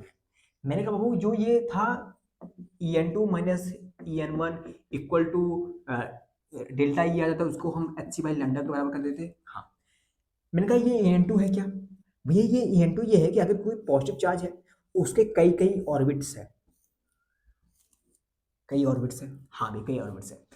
En2 की वैल्यू अगर मान लो ये En2 ये सेकंड ऑर्बिट हुआ, n की वैल्यू 2 हुई, तो ये सेकंड ऑर्बिट से अगर पहले ऑर्बिट में आ रहा है क्या, एटम इलेक्ट्रॉन आ रहा है, तो वो जो एनर्जी एमिट करेगा हम ये सॉल्व करेंगे। ठीक है भैया, तो मीन्स इसका जो एनर्जी होगा इस ऑर्बिट का, हाँ इस ऑर्बिट का जो एनर्जी होगा, जब इलेक्ट्रॉन यहाँ पे था तब एनर्जी क्या थी हम उसको सॉल्व करेंगे। और फिर En1 है तो जो यहाँ पे होगा हम वो सॉल्व करेंगे, दोनों का डिफरेंस लेंगे तो टोटल एनर्जी जो एमिट होगी भैया हम वो निकाल लेंगे भैया। टोटल एनर्जी जो एमिट हो गया हम वो निकालेंगे, उसको हम delta H C by lambda के बराबर करेंगे। मैंने कहा मैं वही तुम्हें बताना चाहता हूँ, मैं ये वैल्यू तुम्हें याद कराना चाहता हूँ। क्या मतलब? मैंने कहा मैं ये तुम्हें ये जो ऑर्बिट की वैल्यू है ना, हाँ, और इस ऑर्बिट पे अगर एटम रहेगा, एक सॉरी एक इलेक्ट्रॉन इस ऑर्बिट पे है तो उसकी एनर्जी क्या आएगी, मैंने कहा वो मैं डायरेक्टली तुम्हें बता देना चाहता हूँ। जब इस ऑर्बिट पे रहेगा जो इलेक्ट्रॉन रहेगा उसमें तब एनर्जी इस ऑर्बिट की क्या रहेगी वो मैं बता डायरेक्टली तुम्हें याद करा देना चाहता हूँ। इस पे रहेगा तो क्या रहेगा वो डायरेक्टली मैं तुम्हें याद करा देना चाहता हूँ। ये मैं डायरेक्टली तुम्हें बता देना चाहता हूँ, डायरेक्टली याद करा देना चाहता हूँ। इससे क्या होगा, बहुत सारी चीजें सॉल्व हो जाएगी। लैम्डा ही नहीं, तुमने यहाँ कहा कि यहाँ पे अब तो लैम्डा के एनर्जी के फॉर्म में है नहीं, डायरेक्टली है, थोड़ा सा कैलकुलेशन सॉल्व कर लूंगा। मेरा मैं सिर्फ लैम्डा ही सॉल्व नहीं कराऊंगा, बहुत सारी चीजें सॉल्व करा दूंगा अगर मैं तुम्हें ये सब चीजें याद करा दूं। तो भैया अगर हमें एनर्जी पता चल गया, हमें एनर्जी यहाँ पे निकालने के लिए क्या फॉर्मूला करता था भैया, -13.6 into Z square by N square, ये फॉर्मूला हुआ करता था। ये किस में आता था? ये ईवी पर एटम में आता था भैया। हमें ये फॉर्मूला याद करना, इस फॉर्मूले से भैया अगर मान लो ये हाइड्रोजन एटम हुआ, कोई हाइड्रोजन एटम हुआ, हाइड्रोजन एटम का जेड क्या होता है भैया? हाइड्रोजन एटम का जेड भैया 1 होता है, शायद ये N square by Z square था ना, N square by Z square था शायद, नहीं Z square by N square ही है, पक्का ना यही है ना, मुझे कंफ्यूजन हो रहा है। Z square by N square, Z square by N square, हाँ ठीक है। मैंने कहा कि अगर ये हाइड्रोजन के लिए है, हाइड्रोजन के लिए तुम यहाँ पे क्या सॉल्व कर देते हैं, -13.6 हाइड्रोजन का जो जेड की वैल्यू है, कितने प्रोटॉन होते थे? एक है, 1 स्क्वायर अपॉन में जो एन की वैल्यू करते हैं, एन की वैल्यू अगर 1 है तो यहाँ पे 1 पुट करते हैं। जब इसको सॉल्व करते थे तो कुछ आता था वो ए बी पर एटम में आएगा, तो यहाँ की एनर्जी तब ऐसे निकलेगी। उसी तरीके से 6 into Z square by N square करोगे तो यहाँ पे जेड की वैल्यू क्या है, हाइड्रोजन, मतलब हर चीज अभी हाइड्रोजन के लिए बता रहा हूँ, ठीक है। यहाँ पे हाइड्रोजन की वैल्यू पुट करोगे, हाँ हाइड्रोजन का यहाँ पे तुम क्या पुट करोगे, प्रोटॉन जो कि 1 है, अपॉन में यहाँ पे एन की वैल्यू क्या पुट करोगे, अगर मान लो ये दूसरा ऑर्बिट है तो यहाँ पे एन की वैल्यू तुम 2 पुट करोगे, तो 1/2 पुट करोगे, ये 1/2 हो जाएगा, 1/2 का स्क्वायर 1/4 हो जाएगा, 1/4 को 13.6 से मतलब 13.6 को 4 से डिवाइड करोगे, फिर माइनस करोगे तो यहाँ का एनर्जी पता चलेगा। हाँ तो फिर में से एनर्जी कैलकुलेशन तुम्हारे लिए यहाँ पे ऑर्बिट अवे ऑर्बिट, अगर तुम्हें ऑर्बिट दिया जाए कि एन ऑर्बिट है, second orbit, fourth orbit, fifth orbit, अगर तुम्हें इंडिविजुअली ऑर्बिट का एनर्जी निकालना हुआ तो यहाँ पे कैलकुलेशन हिसाब से टफ पड़ रहा है, पर मैं ये कैलकुलेशन सॉल्व करके मैं एनर्जी तुम्हें डायरेक्ट बता देता हूँ, डायरेक्ट बता दो, किसी भी एटम के लिए, किसी भी इलेक्ट्रॉन के लिए, कहीं भी अगर तुम्हें एनर्जी निकालना हो तुम डायरेक्ट निकाल लो, ठीक है भैया, वो आप डायरेक्ट बता रहे हो, मैंने कहा हाँ, उसी को कहते हैं इमिशन, इमिशन स्पेक्ट्रम। रुको,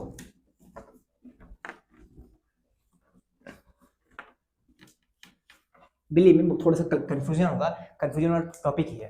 मैंने कहा कि एक पॉजिटिव चार्ज है, हाँ भैया एक पॉजिटिव चार्ज है, उसका पहला ऑर्बिट है, उसका पहला ऑर्बिट, हाँ भैया उसका पहला ऑर्बिट, मैंने कहा हाँ उसका पहला ऑर्बिट, भैया उसका दूसरा ऑर्बिट, उसका दूसरा ऑर्बिट, उसका तीसरा ऑर्बिट, तीसरा ऑर्बिट, चौथा ऑर्बिट, चौथा ऑर्बिट, पांचवा ऑर्बिट, पांचवा ऑर्बिट, छठवां ऑर्बिट, छठवां ऑर्बिट, सातवां ऑर्बिट, ठीक है ना। हालांकि मैंने ढंग से बताया बनाया नहीं, इनके डिस्टेंस को बनाना चाहिए था, कुछ समझाता आपको।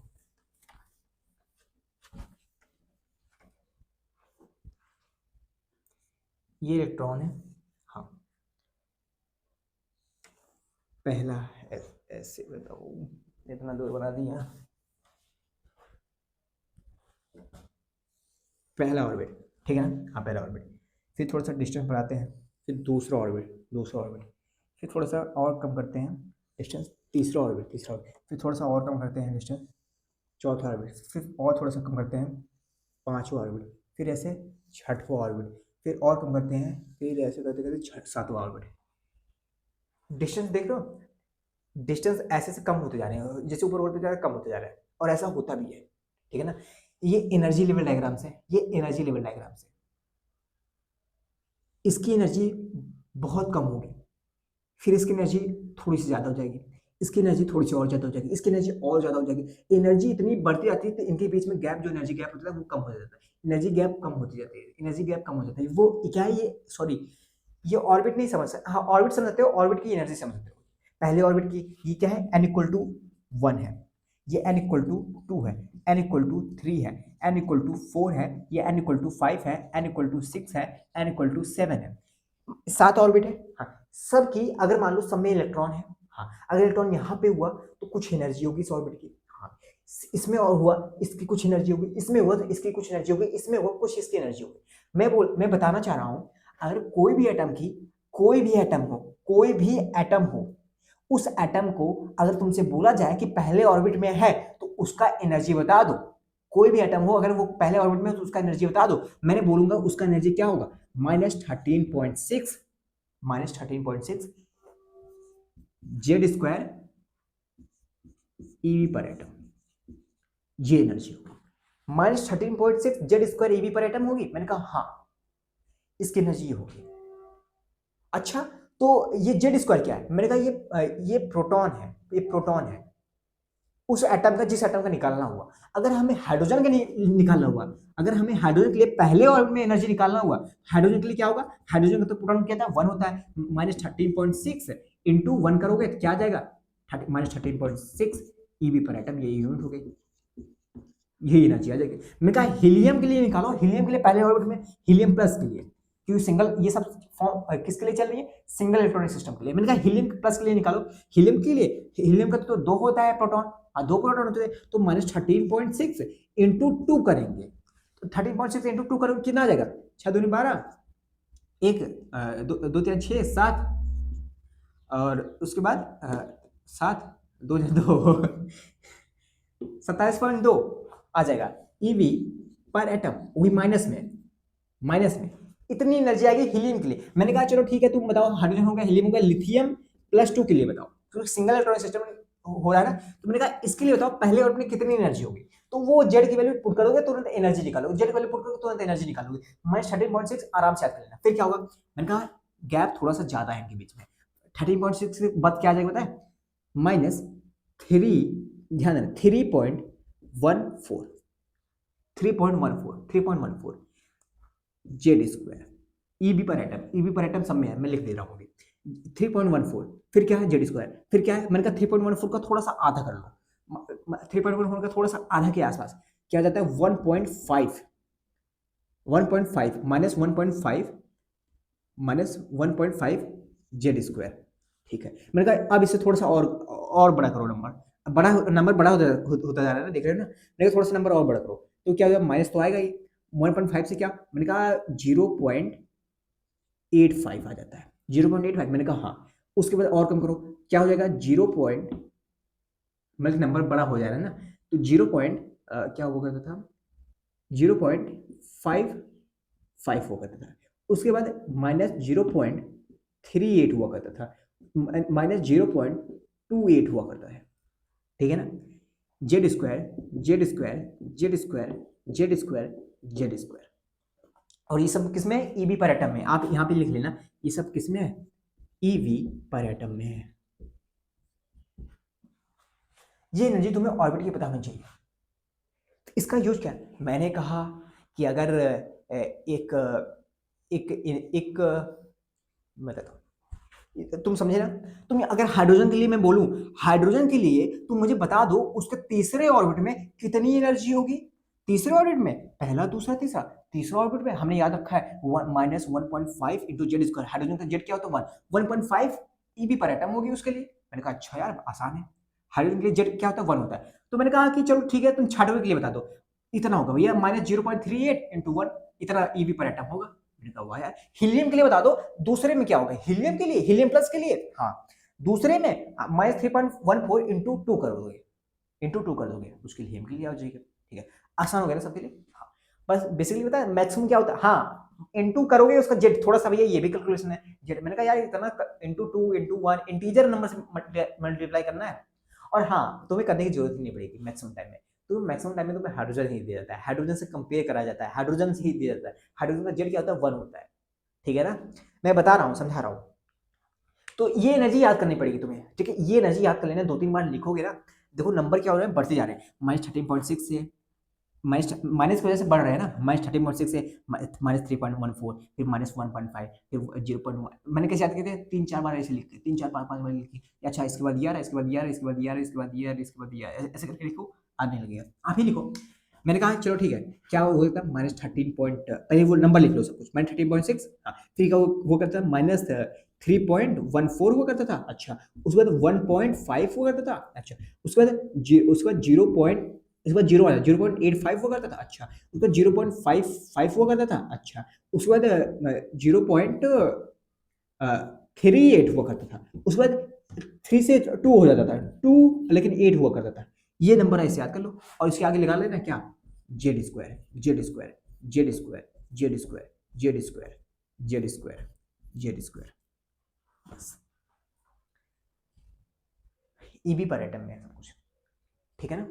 हाँ तो ऐसा यूज बताओ भैया, इसका यूज क्या है, कैसे यूज, मैंने कहा कि अगर एक हाइड्रोजन का एटम है, हाइड्रोजन के एटम में सुनो क्वेश्चन, ऐसे क्वेश्चन आए हुए हैं जेई में आए हुए हैं, मैंने कहा हाइड्रोजन का एटम है, उसमें एक ट्रांजिशन हो रहा है, एक एटम कूदी मार रहा है, उसका मतलब ये होगा, ट्रांजिशन का मतलब कूदी मार रहा है, एक एटम कूद रहा है अपने तीसरे ऑर्बिट से पहले ऑर्बिट में आ रहा है, हाँ तो जब वो तीसरे ऑर्बिट से पहले ऑर्बिट में आ रहा है तो टोटल एनर्जी कितना एमिट करेगा ये बता दो, मैंने कहा तीसरे ऑर्बिट से पहले ऑर्बिट में आ रहा है, हाँ तीसरे की एनर्जी तुम्हें पता है भैया, मैंने कहा तीसरे की एनर्जी का पहले का 13.6, उसके बाद 3.4, 3.14, उसके बाद 1.5, -1.5 ईवी होकर था भैया, -1.5 जेड स्क्वायर होगा था, लेकिन हाइड्रोजन के लिए तो जेड इक्वल टू 1 होगा, -1.5 होगा, तो तीसरा ये तीसरे से 1 में आ रहा है, -1 की 13.6 -13.6, तो ओवरऑल कितना हो जाएगा,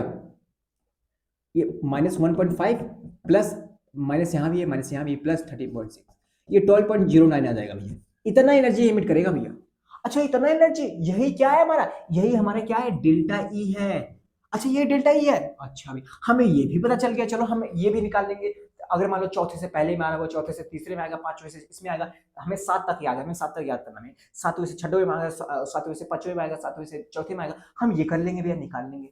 हाइड्रोजन के लिए हुआ तो और आसान हुआ भैया, मैक्सिमम हाइड्रोजन के लिए ही होता है, हाइड्रोजन के लिए हुआ आसान हो जाएगा भैया। मैंने कहा ठीक है, हम भैया डेल्टा ई वाला कॉन्सेप्ट तब क्लियर हो गया। लेकिन अगर भैया इसी के आगे बोलते भैया हमसे कि हमें भैया वो बताओ, लैम्डा बताओ भैया, लैम्डा कि इसका जो एनर्जी निकल रही है ये किस लैम्डा की है, तो वो कैसे निकालेंगे भैया? अब उसमें तो कैलकुलेशन मिल जाएगा ना। आपने कहा कि डेल्टा ई अगर हमें मिल गया वो हो जाएगा बराबर एच सी बाई लैम्डा के। मैंने कहा हाँ, एच सी बाई लैम्डा के बराबर हो जाएगा। तो भैया यहाँ पे डेल्टा ई वैल्यू क्या आएगी, 12.09 पुट करूंगा और एच सी की वैल्यू पुट करूंगा, एच सी की कुछ वैल्यू आएगी भैया, इसका भी कुछ वैल्यू है, क्या है, प्लैंक्स कांस्टेंट है, 6.0626 करके है, इनटू 10⁻34 जूल पर सेकंड करके, इसका एस की वैल्यू है, और सी की वैल्यू क्या है, 3 इंटू 10⁸ आता है मीटर पर सेकंड, और फिर लैम्डा की वैल्यू अपॉन लैम्डा, लैम्डा को मैं इधर ले जाऊंगा, इनको कैलकुलेट करूंगा, थोड़ा सा कैलकुलेशन बढ़ गया भाई। अब यहाँ आपने जो ये डेल्टा ई वाला है इसका तो कॉन्सेप्ट क्लियर कर दिया भैया, आप ये इसका कर दो भैया, ये कैलकुलेशन का कर दो भैया। मैंने कहा इस फॉर्मूले को ही छोड़ो ना, इस फॉर्मूले को ही छोड़ो, तुम्हें लैम्डा निकालना है। हाँ, मैंने कहा लैम्डा तुमसे पूछेगा, पता है मैक्सिमम एंगस्ट्रॉम में पूछेगा, एंगस्ट्रॉम। मैंने कहा हाँ, और एंगस्ट्रॉम ना पूछा तुमसे और किसी ने पूछा, मैं और किसी में निकालना सिखा दूंगा तुम्हें कन्वर्जन करके। और ऐसे पूछता ही नहीं, एंगस्ट्रॉम में ही देके पूछता है, क्योंकि और सारे कॉन्सेप्ट तो और कॉन्सेप्ट पूछ लेता है ना, यूनिट उतना में सिर्फ यूनिट में सिर्फ एंगस्ट्रॉम पूछता है। ठीक है भैया, तो भैया अब इसका क्लियर करो, ये एच सी बाई लैम्डा का।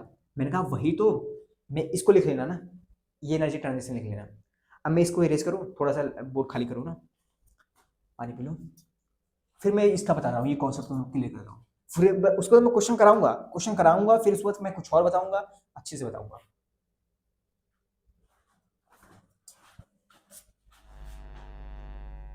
छियालीस मिनट जो हजार टाइम चला गया। बात ये ना कि मैं सोच के नहीं आता था ना, समझाना पड़ेगा। ये एनर्जी लिख लेना, ठीक है ना? हाँ भैया,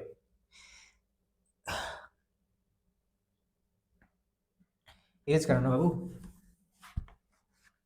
यार हम मुझे डर लगता है कि ये 11th वाले बच्चे समझ पाएंगे या नहीं, ये ड्रॉपर वाले समझ लेते हैं।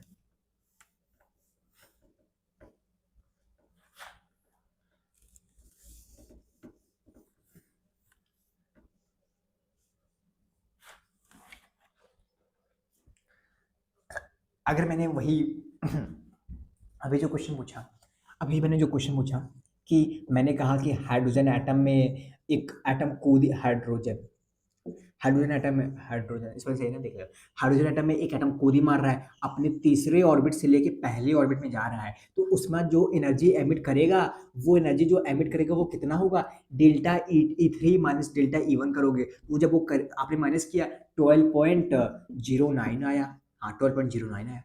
अब मैंने कहा कि लैम्डा निकालो, अभी अगर मैंने लैम्डा किया तो आप कहोगे भैया डेल्टा ई हमें पता चल गया 12.09 आया, equal to H C by lambda करेंगे। अब यहाँ से लैम्डा निकालना भी थोड़ा सा कंफ्यूजन क्रिएट कर रहा है भैया। मैंने कहा यहाँ से निकालना थोड़ा बहुत ज़्यादा कैलकुलेशन हो जाएगा, पावर में चीज़ें आ जाएंगी। हाँ, थोड़ा सा कर रहा है ना। हाँ, मैंने कहा कर रहा है ना थोड़ा सा, हाँ भैया कर रहा है।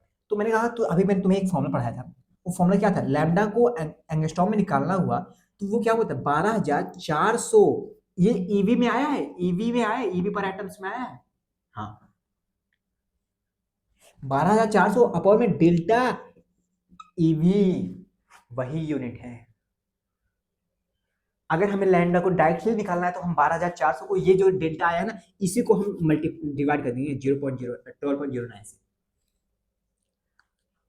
ठीक है ना? मार्कर इंक लग गया। मैंने कहा इसी से डायरेक्ट डिवाइड करके हमें डायरेक्ट लैम्डा मिल जाएगा, कोई जरूरत नहीं इतना ये सब फालतू चीजें करने की।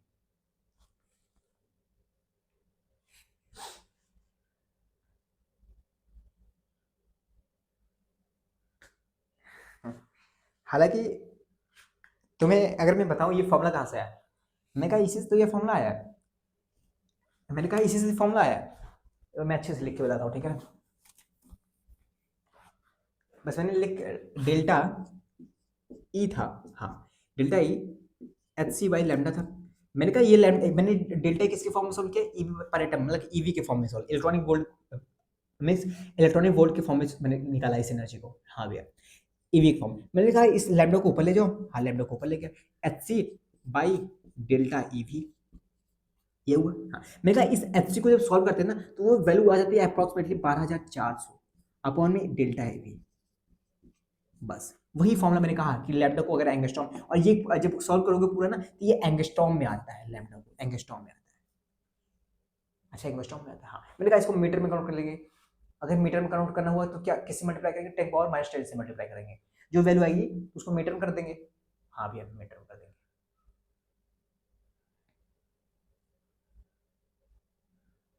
हाँ अगर मैंने पूछा कि और किसी में पूछ सकता है, मैंने पूछ नहीं सकता यार, तुम ही अपना दिमाग लगाओ ना, इसी में पूछता है बस। अगर मान लो पूछ सकता है भैया तो बताओ तब क्या। मैंने कहा कि एंगस्ट्रॉम में था, हाँ एंगस्ट्रॉम से मल्टीप्लाई कर दोगे 10 पावर माइनस 10 से, हाँ किस में आ जाएगा, किस में आ जाएगा, मीटर में आ जाएगा। हाँ मैंने कहा तुम मल्टीप्लाई कर दोगे, मैंने कहा अगर पूछ ले तुमसे कि बता दो नैनोमीटर में कितना होगा, नैनोमीटर में, जब तुम मीटर में कन्वर्ट कर लोगे, मीटर में कन्वर्ट कर लोगे, हाँ उसे तुम मल्टीप्लाई कर दोगे 10 पावर माइनस 9 से, नैनोमीटर में आ जाएगा। ये तो यहाँ से ही डायरेक्टली करना पड़ेगा, अगर यहाँ से डायरेक्टली चेंज करना हो उसे तुम मल्टीप्लाई कर दोगे। एक एंगस्ट्रॉम, एक नैनोमीटर में कितने एंगस्ट्रॉम होते हैं, 10 एंगस्ट्रॉम होते हैं, इससे 10 से मल्टीप्लाई कर दोगे, जितना आएगा वो एंगस्ट्रॉम में आ जाएगा, सॉरी नैनोमीटर में आ जाएगा। मैं समझा पा रहा हूँ पता नहीं, ये सब चीजें मैं बताई हैं यार, ये सब चीजें मैं पिछले लेक्चर में बता चुका हूँ अच्छे से। तुम डायरेक्टली बस इतना याद रखो वो एंगस्ट्रॉम में पूछता है, ठीक है ना। ठीक है भैया 12,400, तो हमें ये फॉर्मूला याद करना है, 12,400 को डेल्टा ई भी करना है। अब भैया अब कुछ भी पूछ ले भैया, हाइड्रोजन है, हीलियम है, लिथियम है, कोई भी हो, कहीं से भी कूद ही मार रहा हो, चौथे से पांचवें में मार रहा है, चौथे से पांचवें में मार रहा है, चौथे से पांचवें में, और चौथे की क्या होती है भैया, चौथे का क्या होता है भैया, पहले का 30.6, दूसरे का होता है 3.414, तीसरे का होता है 1.5, मतलब चौथे का होता है -0.85। हाँ चौथे का 0.85, कहाँ से कहाँ जा रहा है, चौथे से 1 पे जा रहा है, 0.85 को माइनस कर देंगे -13.6 से।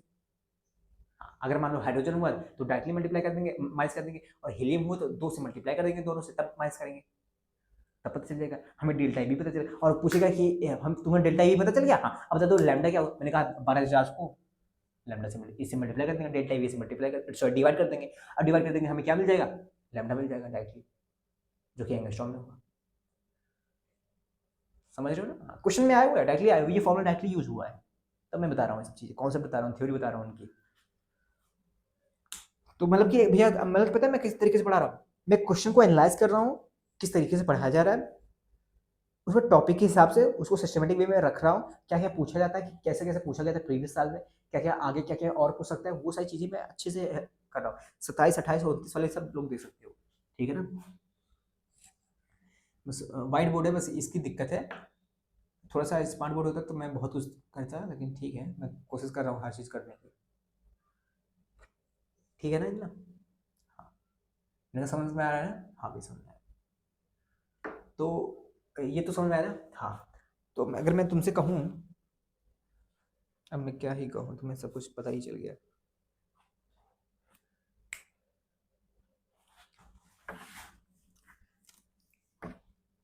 तुम अब इसका लैम्डा निकालोगे ना, हाँ मैंने कहा लैम्डा निकालोगे ना, अब टाइम नहीं वेस्ट करते यार, टाइम जो लग जा रहा है।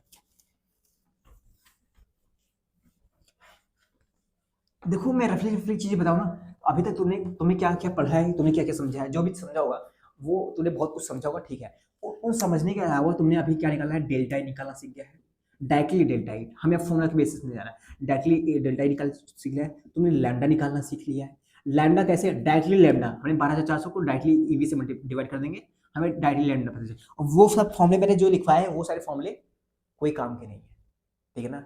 हाँ हाँ हालांकि अगर तुमसे क्वेश्चन आया, वो फॉर्मूले तुम्हें अगर पता है किस लिए हमें फॉर्मूले को मीन्स किस लिए हमें फॉर्मूले को रिमेंबर करना पड़ता है, चाहे फिजिक्स हो चाहे केमिस्ट्री हो, हमें फॉर्मूले को वहाँ रिमेंबर करना पड़ता है जहाँ पे वो रेशियो वाला कॉन्सेप्ट पूछता है। रेशियो वाला मैंने कहा हाँ, वो रेशियो का कॉन्सेप्ट पूछ लेता है बाबू।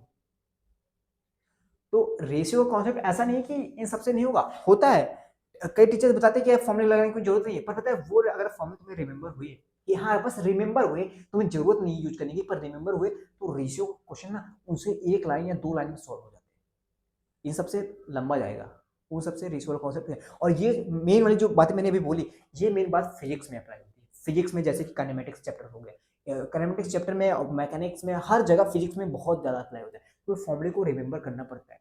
जो टीचर बोलता है कि फॉर्मूले को रिमेंबर नहीं करना पड़ता है, तो वो अपने हिसाब से बोलते होंगे, कुछ ना कुछ और करते होंगे, पर मेरा मानना ये है कि फॉर्मूले को रिमेंबर करना जरूरी है। तुम्हें याद करना फॉर्मूले को कैसे, ये तो ऐसा कर सकते हो कई बार यूज करो फॉर्मूले को, तब तुम्हें पता चल जाए, क्योंकि फॉर्मूले याद रहेंगे ना, तुम्हें रेशियो वाले कॉन्सेप्ट को जितना टाइम बचाना होगा तुम आराम से बचा लोगे। और ये पेपर जब बैठते हो वहां पर बहुत ज्यादा प्रेशर रहता होगा, तो आराम से कर सकते हो। ठीक है, ठीक है ना। हाँ, तो अभी तक मैंने क्या कॉन्सेप्ट क्लियर किया कि अगर एक इलेक्ट्रॉन है, अगर उसे दूसरे ऑर्बिट से पहले ऑर्बिट में कर रहा है, या तो चौथे ऑर्बिट से दूसरे ऑर्बिट में जा रहा है, या तो पांचवें से, या तो तीसरे में जा रहा है, कहीं भी जा रहा है, पांचवें से पहले में आ रहा है, कहीं भी जा रहा है, अगर वो जा रहा है तो वो एनर्जी एमिट करेगा। वो एनर्जी एमिट करेगा किसके फॉर्म में करेगा? फोटोन के फॉर्म में करेगा। फोटोन के फॉर्म में करेगा तो यहाँ से क्या निकाल सकते हैं? इसका लैम्डा पूछ सकता है, हम ये सब निकाल लेंगे। ये सब क्लियर हो गया? इतना क्लियर हुआ? इतना क्लियर होगा ना, ये आसान हो गया। अब मैं थोड़ा सा लेवल अप करता हूँ, ठीक है ना। लेवल अप नहीं करता हूँ, थोड़ा सा तुम्हें और आसान कर देता हूँ हर चीजें, आगे के टॉपिक्स को। मैंने कहा कि ऐसा होता है, कभी कभी तुम ये देखते हो,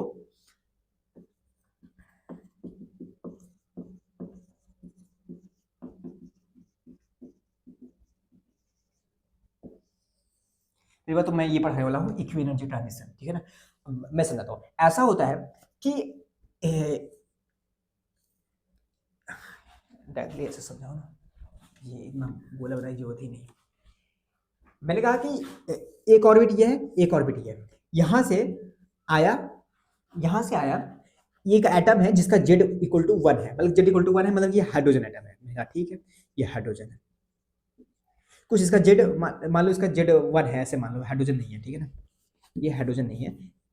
अभी जनरल एग्जाम्पल, ये जेड 1 है। हाँ, एक एक एटम जब मारा कुछ यहाँ आया, हाँ, मैंने कहा ये कुछ एनर्जी एमिट करेगा। हाँ, जो एनर्जी एमिट करेगा, कुछ एनर्जी एमिट करेगा। मैंने कहा कि एक और है, एक और एटम है जिसका जेड 2 है, मतलब वो दूसरा एटम है कोई। अच्छा, दूसरा एटम है। मैंने कहा कि वो भी अगर कोई किसी ना किसी ऑर्बिट से लेके, ये मान लो N2 से लेके ये N1 आया, ये मान लो N3 से लेके ये कहीं, सॉरी N4 से लेके ये N3 में कहीं आ रहा है। अब ये N3 N4 कोई भी नंबर हो सकते हैं, कोई भी हो सकता है, ये यहां से लेके यहां पे जंप मार रहा है। हाँ, जब ये वाला Z1 जब था, एटम था, ये N2 से लेके, पूरा कॉन्सेप्ट समझना, जब ये N2 से लेके N1 में जब मारा, जो एनर्जी निकाला, हाँ, वो एनर्जी कुछ हाई एनर्जी। हाँ, हमने ये ऑब्जर्व किया कि एक एटम और है, एक एटम और है जो अपने किसी न किसी ऑर्बिट से, पता नहीं कौन सा ऑर्बिट है, सॉरी पता नहीं कौन सा उसका एन की वैल्यू हमें नहीं पता, कोई भी ऑर्बिट हो, किसी न किसी ऑर्बिट से किसी न किसी ऑर्बिट में आ रहा है, और वहां से जो एनर्जी एमिट कर रहा है, जो एनर्जी एमिट कर रहा है, वो एनर्जी इस एनर्जी के बराबर आ रही है। इसकी एनर्जी जो एमिशन है और जो इसका एनर्जी एमिशन है, दोनों की एनर्जी बराबर है, दोनों की एनर्जी बराबर है। ये किसी, ये दूसरे, मतलब कि ये किसी, मान लो ये ऐसा भी हो सकता है, ये 2 से लेके 3 में, 2 से लेके, सॉरी, ये 3 से लेके पहले में आ रहा है, ये 3 से लेके पहले में आ रहा है, ये n इक्वल टू 3 से लेके n इक्वल टू 1 में आ रहा है। हाँ, और ये मान लो कुछ हो रहा हो n इक्वल टू 6 से लेके n इक्वल टू 2 हो रहा है। मैंने कहा दोनों में जो एनर्जी का एमिशन है, जो एनर्जी निकल रही है, वो एनर्जी बराबर आ रही है, उस केस को कहेंगे इक्वी एनर्जी ट्रांजिशन। इसके ट्रांजिशन में N2 से लेके N1 के ट्रांजिशन में जो एनर्जी निकलती हो, और N4 से N3 में, N4 से N3 के ट्रांजिशन में जो एनर्जी निकलती हो, दोनों की एनर्जी अगर बराबर आती है, उस केस को कहते हैं इक्वी एनर्जी ट्रांजिशन केस। अच्छा भैया, इसी केस को कहते हैं equi energy transition case. I think clear हुआ। दो एटम की एनर्जी ट्रांजिशन के फेज में, ट्रांजिशन के टाइम में, आप किसी ना किसी ऑर्बिट के टाइम में कहीं मिस, दो एटम की एनर्जी सेम आ जाए, जब वो कूदी मारे, ऐसे समझो, जब वो कूदी मारते हैं सेम आ जाए, पर उनका जो ऑर्बिट नंबर है वो सेम ना हो, तब भी हो सकता है ये केस, तब भी ये केस होता है। ये ऑर्बिट नंबर सेम नहीं है, ये N2 है, ये N1 है, ये N4 है, N3 है, ऑर्बिट नंबर सेम नहीं, पर जो एनर्जी निकली वो एनर्जी बराबर आई, जो एनर्जी निकली वो एनर्जी बराबर आई, जो एनर्जी निकली वो एनर्जी बराबर आई। तो उस केस को क्या कहते हैं? Equi energy transition case. अच्छा, इक्वी एनर्जी ट्रांजिशन केस, मैंने कहा हाँ, तो ठीक है भैया। अच्छा ये बताओ, इसमें क्वेश्चन कैसे बनते हैं? आपने, मुझे ये समझ में आ गया कि ये इक्वी एनर्जी ट्रांजिशन केस हो गया, पर इसमें क्वेश्चन कैसे बनते हैं? मैंने कहा वो क्वेश्चन बताइए इसमें क्या कैसे बनते हैं। क्वेश्चन तुमसे, सुनो मेरे क्वेश्चन सुनो, फिर और समझाता हूँ तुम्हें। क्वेश्चन ऐसे बनते हैं, बोलता है कि एक एटम है, ये एटम हाइड्रोजन है, ये एटम हाइड्रोजन है, Z=1 है। हाँ, ये हीलियम एटम है, इसका Z=2 है ना, ये हीलियम प्लस है। हाँ, एक हाइड्रोजन एटम है, वो अपने चौथे ऑर्बिट से, वो हाइड्रोजन एटम अपने चौथे ऑर्बिट से अपने दूसरे ऑर्बिट में गिर रहा है, जो इसका n=2 था, और इसका जो n=1 था वो चौथे से दूसरा था। n=2 क्या था, 4 था, n=1 क्या है, 2 से। वो चौथे से दूसरे में कूदी मार रहा है, चौथे से दूसरे में वो कूद रहा है, गिर रहा है डायरेक्टली। हाँ, तो वो कुछ एनर्जी निकाल रहा है। हाँ, तो ये बता दो, उतनी ही एनर्जी इसके किस ट्रांजिशन फेज में होगी, इस हीलियम एटम के किस ट्रांजिशन में होगी। मतलब कि ये कहां से कहां कूदी मारेगा, ये कौन से N4 की वैल्यू क्या होगी, N3 की वैल्यू क्या होगी, कहां से कहां कूदी मारेगा कि इसकी एनर्जी भी इसके बराबर आ जाए। क्वेश्चन समझ में आया? क्वेश्चन समझ में आया कि क्वेश्चन क्या है कि अगर अगर ये हाइड्रोजन एटम है, वो चौथे से अगर दूसरे में कूदी मार रहा है, जो एनर्जी निकाल रहा है वो एनर्जी बराबर इस एटम के कब मींस वो एनर्जी कब इस एटम के एमिशन के बराबर हो जाए। ये बता दो, ये कौन से ऑर्बिट से कूदी मारे ताकि जो उसकी एनर्जी निकले वो एनर्जी इसके बराबर हो जाए। सिंपल सी बात है, आज क्लियर हो रहा होगा यार ना, क्लियर हो रहा है ना। हाँ, ये बता दो, ये N4 और N3 का मेन क्वेश्चन है। मेन क्वेश्चन स्टार्ट होता है ये N4 N3 से। अच्छा भैया, N4 N3 से, मैंने कहा हाँ, हालांकि इसके एप्लीकेशन बहुत सारे, बहुत चीजें मैं समझाऊंगा। N4 से N3 क्या है, मींस N4 से N3, ये N4 क्या है, N3 क्या है, हम कैसे निकालेंगे। मैंने कहा कुछ नहीं करना है, मैंने कहा तुम्हें कुछ नहीं करना, अगर तुम्हें N4 निकालना है और तुम्हें N3 निकालना है, एक सिंपल लाइन क्लियर कर देगा ये। हालांकि ये बहुत मेरा मेथड है, अभी मैं तुम्हें जो मेथड किताबों में लिखा जाता है, जो फॉर्मूले लिखा जाता है वो कराऊंगा, ठीक है। वो बहुत थोड़ा सा ऑकवर्ड रहेंगे, लेकिन ऐसे डायरेक्टली सुनो। तुम्हें N4 निकालना है, N3 निकालना है, देखो कैसे करना है। इसका जेड की वैल्यू क्या है, 2 है, इसकी जेड की वैल्यू 1 है।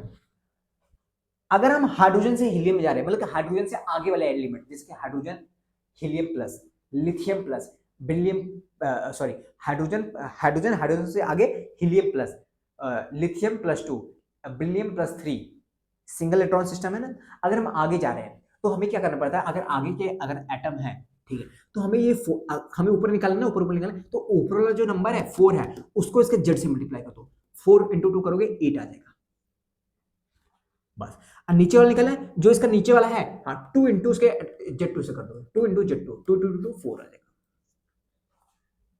इसका मतलब ये है, क्या मैंने कहा, इसका जो ऊपर वाला नंबर है, अगर ऊपर वाला निकालना है तो ऊपर वाले नंबर को Z2 से मल्टीप्लाई कर दो, अगर नीचे वाला निकालना है नीचे वाले नंबर को Z2 से मल्टीप्लाई कर दो। वो मल्टीप्लाई करने में 8 आए, ये मल्टीप्लाई करने में 4 आए, ठीक है ना। हाँ, मेरा मतलब, मेरी बात सुनो। अगर ये बता दो, क्वेश्चन में पूछा जाए, अगर ये बता दो कि जब ये चौथे से दूसरे में जब चौथे से दूसरे में कूदी मार रहा है, जो एनर्जी निकल रहा है, हाँ, तो ये बता दो उतनी ही एनर्जी कब निकलेगी, जब मारेगा कहां से कहां, N4 से N3 में।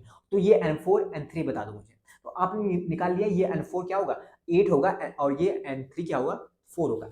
जब ये 8 से 4 में जंप मारेगा, और जब ये 4 से 2 में जंप मारेगा, जब ये 8 से 4 में जंप मारेगा, जब ये 4 से 2 में जंप मारेगा, तो जो इनका एनर्जी निकलेगा, जो एनर्जी एमिशन होगा, वो एनर्जी दोनों की इक्वल आएगी।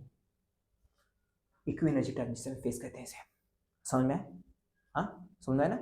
जो जब ये 8 से 4 में जंप मारेगा, तब इसके 4 से जब ये 2 में जंप मारेगा, तब जाके दोनों की एनर्जी बराबर होगी। समझ रहे हो? ऑर्बिट नंबर पता नहीं है, एन की वैल्यू हमें फिक्स नहीं है, दोनों की सेम हो ये जरूरी नहीं है, फिक्स नहीं होती है एक्चुअली में, ठीक है ना। मीन्स दोनों की सेम नहीं होती, ये मतलब है मेरा, दोनों की सेम नहीं आएंगे। पर हाँ, ये अगर 8 से 4 में जंप मार के जो एनर्जी निकाल रहा है, उतनी एनर्जी इसमें निकल जाएगी, ये होता है, ठीक है ना। हाँ, मतलब कि इसमें 8 से 4 जंप मार रहा है, चार ऑर्बिट का एनर्जी निकाल रहा है। इसके बीच में कितने ऑर्बिट आएंगे, 8 से 4 में 4 ऑर्बिट आएंगे, इसके बीच में कितने, 2 ऑर्बिट आ रहे हैं। तब भी देख रहे हो एनर्जी इनकी बराबर आ रही है, एनर्जी इनकी बराबर आ रही है। अच्छा भैया, समझ गया। अगर हमें हाइड्रोजन से पूछे हीलियम तक, ठीक है, लेकिन अगर हमें हीलियम प्लस का दे दे, बोले कि अगर हीलियम प्लस, हाँ, हीलियम प्लस, हाँ, हीलियम प्लस 8 से 4 में जंप मार रहा है, तो वो एनर्जी इतना निकाल रहा है। तो ये बता दो, ये कितने से कितना जंप मारेगा, इतनी एनर्जी निकालेगा, ये भी पूछ लेगा। क्या केस है, समझ में आ रहा है कि अगर ये 8 से 4 में जब मारा है, जो एनर्जी निकाला है वो तो उतनी ही एनर्जी कब ये निकालेगा, कब से कहाँ जब मारेगा, तो कितने इतनी एनर्जी निकाल ले। ठीक है ना, समझ आई थिंक समझ में हो रहा है ना, समझ में आ रहा है ना। हाँ भैया, एक बार कमेंट डालना ठीक है इस टाइम एक्सपेरिमेंट कि भैया हाँ भैया समझ में आ रहा है। तो ठीक है, तो कैसे निकालेंगे, तो भैया क्या करेंगे, इसको नंबर को इससे मल्टीप्लाई करेंगे। मैंने कहा नहीं, अगर आप देखो अब हम हीलियम प्लस से हम पीछे जा रहे हैं, पहले क्या होता था हाइड्रोजन से आगे आ रहे थे, अब हम पीछे जा रहे हैं। तो भैया इस केस में क्या, मैंने कहा इस केस में तुम्हें कुछ नहीं करना है, इसके 8 को इसके Z2 से डिवाइड कर दिया। जब 8 को Z2 से डिवाइड करोगे 4, यहाँ पे 4 आ जाएगा। जब इसके इसके 4 को Z2 से डिवाइड करोगे 2, यहाँ पे 2 आ जाएगा। क्लियर हुआ, फिर से पहला आ गया ना, 4 से 2 आ गया। हाँ, क्या करना है, मैंने यहाँ पे डिवाइड किया भैया, मैंने यहाँ पे डिवाइड किया भैया। ठीक है भैया, यहाँ पे डिवाइड किया, और यहाँ इस जब आगे आते हैं तो मल्टीप्लाई करते हैं, पीछे आते हैं तो डिवाइड करते हैं। किससे, अगर हम आगे से आगे जाते हैं तो इसके नंबर को मल्टीप्लाई करते हैं इसके Z2 से, इसके नंबर को मल्टीप्लाई करते हैं इससे Z2 से, तब आता है। लेकिन अगर भैया हमें पीछे जाना हो, हीलियम प्लस अगर हमें हाइड्रोजन में जाना हो, पीछे वाले एटम में, ब्रिलियम से हमें हाइड्रोजन में जाना हो, तो भी हम डिवाइड करते हैं पीछे। कैसे डिवाइड करेंगे, जो ऊपर वाला नंबर है उसको Z2 से, नीचे वाला नंबर है उसको Z2 से डिवाइड कर देते हैं। सब कुछ डिवाइड करते हैं, नंबर मिल जाएगा इसका। आई थिंक क्लियर हो। हाँ भी क्लियर हो, ये क्लियर हो कॉन्सेप्ट। हाँ भी ये कॉन्सेप्ट क्लियर हो। और कॉन्सेप्ट सुनो, और मेरी बात सुनो,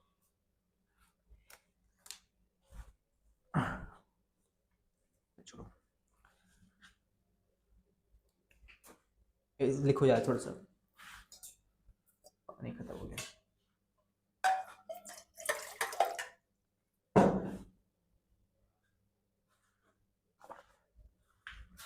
लिखे ना, समझे ना। हाँ, मैंने इसका लाइन क्या तुम, कोई लॉजिक नहीं है पर समझाने के लिए मैं यूज करूंगा ये बिना लॉजिक की बात, ठीक है ना।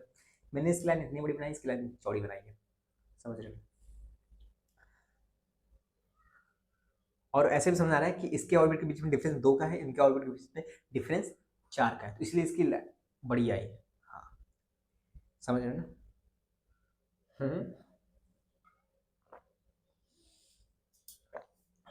इसका मतलब क्या है, अब मैं डिटेल में काफी घुसने लगूँ तो मतलब कि कोई मतलब नहीं है, इतने से काम चल जाएगा। पता नहीं तुम समझो कि नहीं, पर तू समझो यार, समझो सुनो।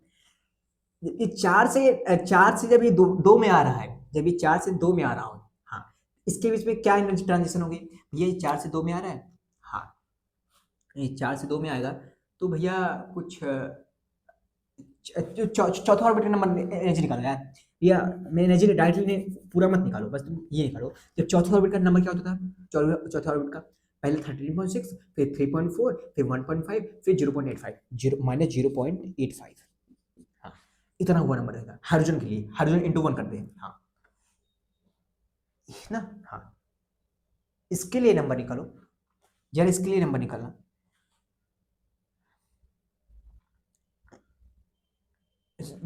इंटू 1 कर देते ना, इंटू 1। पता नहीं, मैं ये नई चीज बता रहा हूँ और मैं ये कोई सोच ही नहीं आता ये समझाने के लिए। अब पता नहीं मैं कुछ ज्यादा अंदर घुसने लग रहा हूँ, ठीक है ना। कोई इररिलेवेंट सी चीज है, मतलब कि ये आपके सिलेबस से कोई कम नहीं, पर हाँ आपके दिमाग थोड़ा सा और खुलने का, कंफ्यूज ज्यादा कर देगा, मुझे डर लग रहा है। और 11th के बच्चे प्लीज यहाँ पे थोड़ा सा आगे कर देना आप लोग। माइनस 0.85 है, इंटू 1 कर रहा हूँ मैं, ठीक है। मैंने कहा कि इस मैंने कहा कि माइनस 0.185 को मल्टीप्लाई करो हीलियम, अगर मान लो मुझे हीलियम का निकालना होगा, हीलियम का, मैं चौथे ऑर्बिट का बात कर रहा हूँ, चौथे फोर्थ ऑर्बिट का। हाँ, चौथे ऑर्बिट में बताओ कि इतनी एनर्जी निकलती है, चौथे ऑर्बिट में होती है इतनी एनर्जी निकलती नहीं है। चौथे ऑर्बिट में हाइड्रोजन के केस में इतनी एनर्जी होती है, और -0.85, और हीलियम के केस में चौथे ऑर्बिट में कितनी एनर्जी होगी, 2 से मल्टीप्लाई करेंगे। हाँ, जब ये मल्टीप्लाई करोगे ये कितना नंबर आएगा, कितना मल्टीप्लाई, ये नंबर मल्टीप्लाई करोगे कितना आएगा, ये आएगा 0.85, -0.85, ये मल्टीप्लाई करो कितना आएगा, 5 दूनी 10, 10, और 8 दूनी 16, 17, 17, 17, 0.17 आएगा ना, 0.17 आएगा ना, कि 1.7 आएगा, 1.7, 1.7, ये तो कोई मल्टीप्लाई में कुछ गजब हो यार हर्षित तुम। इनकी एनर्जी ट्रांजिशन ज़्यादा है, 0.7 मुझे पहले से ये सब सोच के आना चाहिए था, कभी मुझे बताना था। कैसे समझाओगे?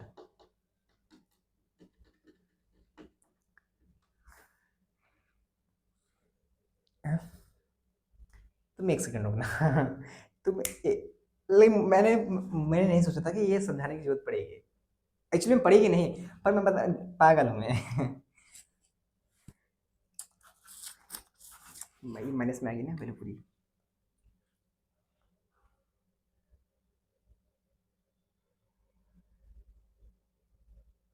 चलो, ये 1.7 आ रहा है ना पक्का?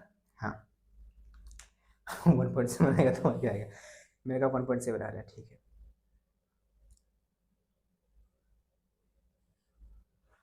तुम ये देखो please, sorry sorry, time time ज़्यादा लेने के लिए मैं ही ज़्यादा टाइम ले रहा हूँ। मैंने कहा मल्टीप्लाई करो दोनों को यार, दोनों को जब दोनों को नंबर को कंपेयर करो, मैंने कहा बड़ा नंबर कौन सा है? 0.85 है या माइनस माइनस 1 पॉइंट ये है, तो बड़ा नंबर कौन सा है भैया? बड़ा नंबर ये है, सॉरी सबसे बड़ा नंबर ये है, छोटा नंबर ये है ना? हाँ।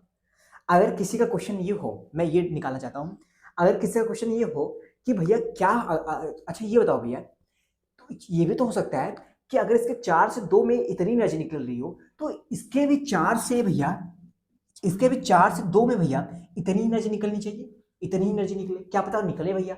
आप बेफालतू के 8 से 4 निकालो, 4 का डिफरेंस है भैया, 4 ऑर्बिट का डिफरेंस है, और यहाँ पे 2 ही ऑर्बिट का डिफरेंस में इतनी एनर्जी आ जाए। मैंने कहा अगर तुम्हें डाउट है तो मैं क्लियर कर दे रहा हूँ, अगर ये 4 से निकलेगा ना तो एनर्जी देखो कितना कम है, 1.7 1.70, किसके लिए? हीलियम के लिए 1.70 ईवी आ रहा है, और इसके लिए कितना आएगा? इसके लिए आएगा 0.85। इसकी वैल्यू बड़ी है -0.85, और यहाँ पे -1, इसकी वैल्यू बड़ी है, इसकी वैल्यू बहुत छोटी है, इसकी एनर्जी ज्यादा है चौथे ऑर्बिट में, इसकी एनर्जी बहुत कम है। तो इसको एनर्जी बढ़ाने के लिए, इसके बराबर आने के लिए इसको ऑर्बिट का डिफरेंस ज्यादा बढ़ाना पड़ता है। मैं ये समझाना चाहता हूँ। अब मैं और कुछ ज्यादा नहीं समझाना चाहता हूँ। मैंने कहा इसके ऑर्बिट को डिफरेंस बढ़ाना पड़ता है, और जब डिफरेंस बढ़ाना पड़ता है तो इसीलिए इतना बड़ा हो गया, इनका डिफरेंस इतना बड़ा हो गया, इसलिए मैंने इसको ज्यादा बड़ा बनाया, इसको मैंने छोटा बनाया। आई थिंक क्लियर हुआ। ये मतलब मुझे नहीं लग रहा क्लियर होगा, मैं समझा रहा, क्योंकि मैं यार बताया, एक अच्छा वही समझा सकता है जिसको अच्छे से आता हो। मैंने ये पहली बार मैं आपको हाँ मुझे पता था, ये सब मुझे पता है क्यों होता था, पर मैं समझाने के लिए मैं पहले से सोच नहीं आता कि ऐसे समझाऊंगा, ऐसे करूँगा। मैं पहली बार ये सोच रहा हूँ। ठीक है ना? तो मैं तुम्हें बता दे रहा हूँ, एक लॉजिक समझा रहा हूँ, भैया आपने ये इतना छोटा बनाया, आपने ये बड़ा बनाया। और पता है जब अगली बार मैं और कोई और ले लूँ, हाइड्रोजन की जगह मैं लिथियम लूंगा, हाँ वो मैं और बड़ा बनाऊंगा, तो मैं कहूंगा अगर यहाँ से यहाँ तक कूद ही मार रहा है, अब बोर्ड को मैंने खराब ही कर दिया, पता नहीं क्या लिखा है, पर देखना अगर यहाँ से मैं कूद ही मार रहा है किसके लिए? लिथियम +2 के लिए, तो अगर मैं इसका भी तो इसका नंबर पता है कुछ और आएगा, इसके ऑर्बिट के बीच का जो डिफरेंस है बहुत ज्यादा आएगा। हाइड्रोजन कंपेयर निकालो, हाइड्रोजन के कंपेयर में अगर इसका 4 है तो इसका क्या होगा? हाइड्रोजन के कंपेयर निकालो, लिथियम क्या होता है? 3 होता है ना? हाँ 3 होता है। मैंने कहा 4 को 3 से मल्टीप्लाई करो, 4 3 12, 12 आ रहा है। इसके 2 को इसके 3 से मल्टीप्लाई, 3 होने 6 आ रहा है। इनके बीच में 6 का डिफरेंस है, 6 ऑर्बिट का डिफरेंस है, इनके बीच में 4 का डिफरेंस है, इनके बीच में 2 का डिफरेंस है। इसका मतलब क्या है? इनके बीच में 6 का डिफरेंस है, इनके बीच में 4 का डिफरेंस है, मतलब कि भैया अगर हम सिर्फ यही बात करें, जितना इनके 4 से 2 में एनर्जी निकल रही है ना, उतने इनके 4 से 2 में एनर्जी निकल ही नहीं पाती है, उतना इनके 4 से 2 में एनर्जी नहीं निकल पाती है। उतनी एनर्जी निकालने के लिए इनको 8 से 2 में, 8 से कहां से 8 से 8 से 4 में आना पड़ता है। अगर इनके 4 से 2 में जितनी एनर्जी निकल रही है, इतनी एनर्जी निकालने के लिए इनको 8 से 4 में आना पड़ता है, इनके 4 से 2 में तो नहीं निकल पाती है, समझ रहे हो ना? इसलिए इसका गैप ज्यादा बड़ा है, और इतनी एनर्जी निकालने के लिए इसको 12 से 6 में आना पड़ता है, 6 का डिफरेंस लेना पड़ता है, 6 ऑर्बिट का डिफरेंस होता है। मतलब कि अगर ये सोचो ये 4 से 2 भी तरह एनर्जी निकाल ले रहा, तो ये भी तो 4 से 2 भी इतनी एनर्जी निकाल लेनी चाहिए, नहीं निकाल पाता है। इसकी एनर्जी अगर देखो, इसकी एनर्जी जब निकाल कम आई थी ना, इसकी और ही कम आती है चौथे ऑर्बिट में एनर्जी, चौथे ऑर्बिट में एनर्जी और ही कम आती है, क्योंकि पूरा चार्ज तो माइनस में होता है, माइनस जब मल्टीप्लाई करते हैं 3 से तो और नंबर छोटा चला जाता है। तो इस एक इंटीजर लाइन पे देखो ना, मैथमेटिक्स इतनी आती है ना यार, इंटीजर लाइन में देखो वो नंबर और पीछे चला जाएगा, और छोटा चला जाएगा, समझ रहे हो ना? तो इसलिए इनकी एनर्जी अगर इसलिए इनकी ऑर्बिट सेम नहीं होते हैं। अगर हम इक्विवेलेंट एनर्जी की बात करते हैं, हालांकि ये कोई बात नहीं थी समझाने के लिए, ये कोई लॉजिक मतलब कि हाँ मैंने समझाया, मैंने थोड़ा सा मैंने मतलब कि क्लियर किया, बस मैंने मन में था कि मैंने क्लियर कर दूं, और इसीलिए मैंने क्लियर किया।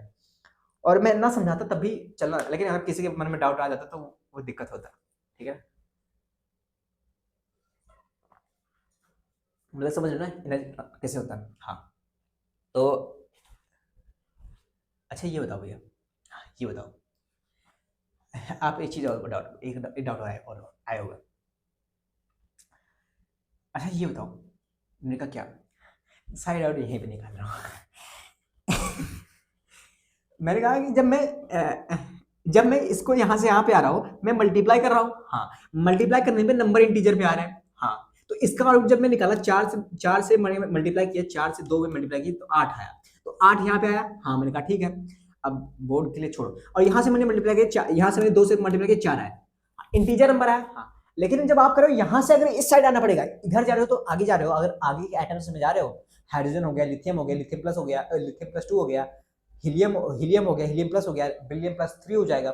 आगे जा रहे हो तो आप मल्टीप्लाई कर रहे हो, और मल्टीप्लाई में और प्लस आ रहा है, लेकिन अगर आप कह रहे हो पीछे आओ, पीछे वाले में आपको डिवाइड करना पड़ रहा है, हाँ मैंने कहा डिवाइड करना पड़ रहा है। और अगर आप डिवाइड करने पड़ रहा है, हाँ मैंने कहा डिवाइड करना पड़ रहा है, किसको, ऊपर वाले नंबर को इसके उससे डिवाइड कर दो, ऊपर वाले नंबर को इसको डिवाइड कर दो, ऊपर वाले नंबर को इसके 3 से डिवाइड कर दो, 12 को 3 से डिवाइड करो कितना आएगा, 12 3 को 4 आएगा, 4 पे 6 को 3 से डिवाइड कर 2 है, 2 है ना, हाँ।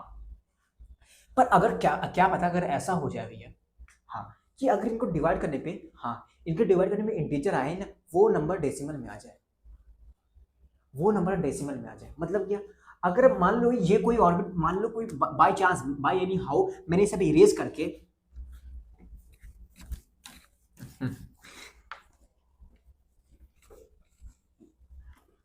मैंने मैंने मैंने तो भैया आपको डायरेक्टली ये दे दिया भैया, अगर भैया हम ये डायरेक्टली 5 से, अगर ये 5 से 2 में कूदी मार रहा है, 5 से 2 में निकल रहा है, 5 से 2 में आ रहा है, ये हीलियम एटम है, हीलियम प्लस है, हमने कहा हाँ तो ठीक है।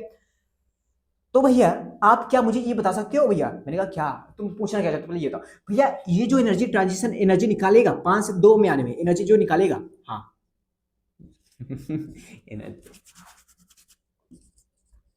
जो एनर्जी निकालेगा, हाँ 5 से 2 में कूदने के बाद जो एनर्जी निकालेगा, इतनी एनर्जी क्या भैया जो हाइड्रोजन आइटम होगा वो कितने से कितना कूदेगा तब वो कितनी एनर्जी निकालेगा।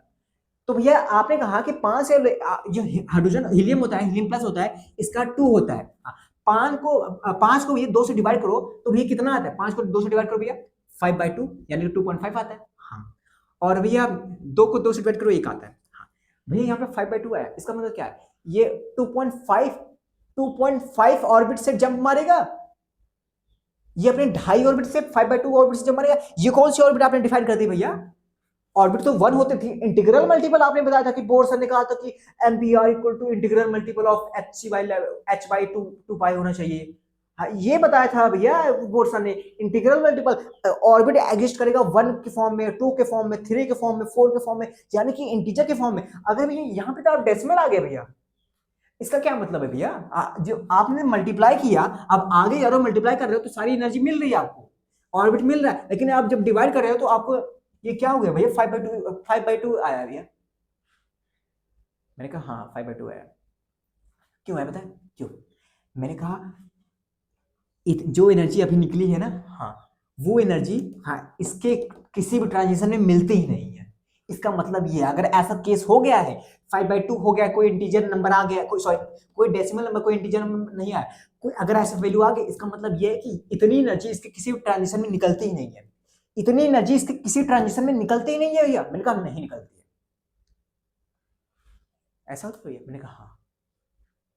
अब तुम्हें लगता है कि 5/2 कोई ऑर्बिट नंबर एग्जिस्ट करेगा, नहीं करेगा। तो मतलब कि भैया आप सही बता रहे हो ना कि इतनी एनर्जी इसके किसी भी ट्रांजिशन में एग्जिस्ट करती नहीं है, कि कहीं से भी कहीं कूदी मारी इतनी एनर्जी कभी निकलेगी नहीं। मैंने कहा हाँ सही बात है, डायरेक्टली अगर पकड़ लिए बात को सही समझ गया। अब ज्यादा दिमाग खर्च करोगे यार, मैं भी करूंगा। 1 घंटे 19 मिनट आज का लेक्चर बड़ा जा रहा है, मैं समझा, चलो छोड़ो। मैंने कहा समझ रहे हो ना, ये एनर्जी एग्जिस्ट नहीं करेगा, ये एनर्जी इसके किसी भी ट्रांजिशन में आएगी नहीं, इसीलिए ये हो सकता है, कि समझ रहे हो, ये हो सकता है, हाँ तो क्वेश्चन में और अगर पूछा जाए तुमसे, अगर पूछा नहीं है क्वेश्चन में, अगर तुमसे पूछा जाए कि अगर ये 5 से 2 में जब मार रहा है, ये तो 7 से 2 में जब मार रहा है, 3 से 2 में जब मार रहा है, कुछ ऐसा है कि अगर जो सॉल्व करने पे, इसे डिवाइड करने पे यहाँ पे इंटीजर आ जाए, बोलेगा 5 से अगर 2 में जब मार रहा है हीलियम प्लस में, तो हाइड्रोजन में वो एनर्जी कितने के बराबर होगी, कौन से ट्रांजिशन में बराबर होगी, तो आप लिख दोगे और उसमें कोई ऑप्शन होगा कि एनर्जी एग्जिस्ट नहीं करेगा, कुछ ऐसा ही ऑप्शन लिखा होगा कुछ इंग्लिश में, इंग्लिश को हमें आपको समझ में आ जाएगा, तो आप भी वही कर दोगे, टिक मार दोगे, तो वो सब समझ में, ये एडवांस के फॉर्म में समझना, एडवांस के फॉर्म में मिलेंगे। ठीक है, ठीक है भैया।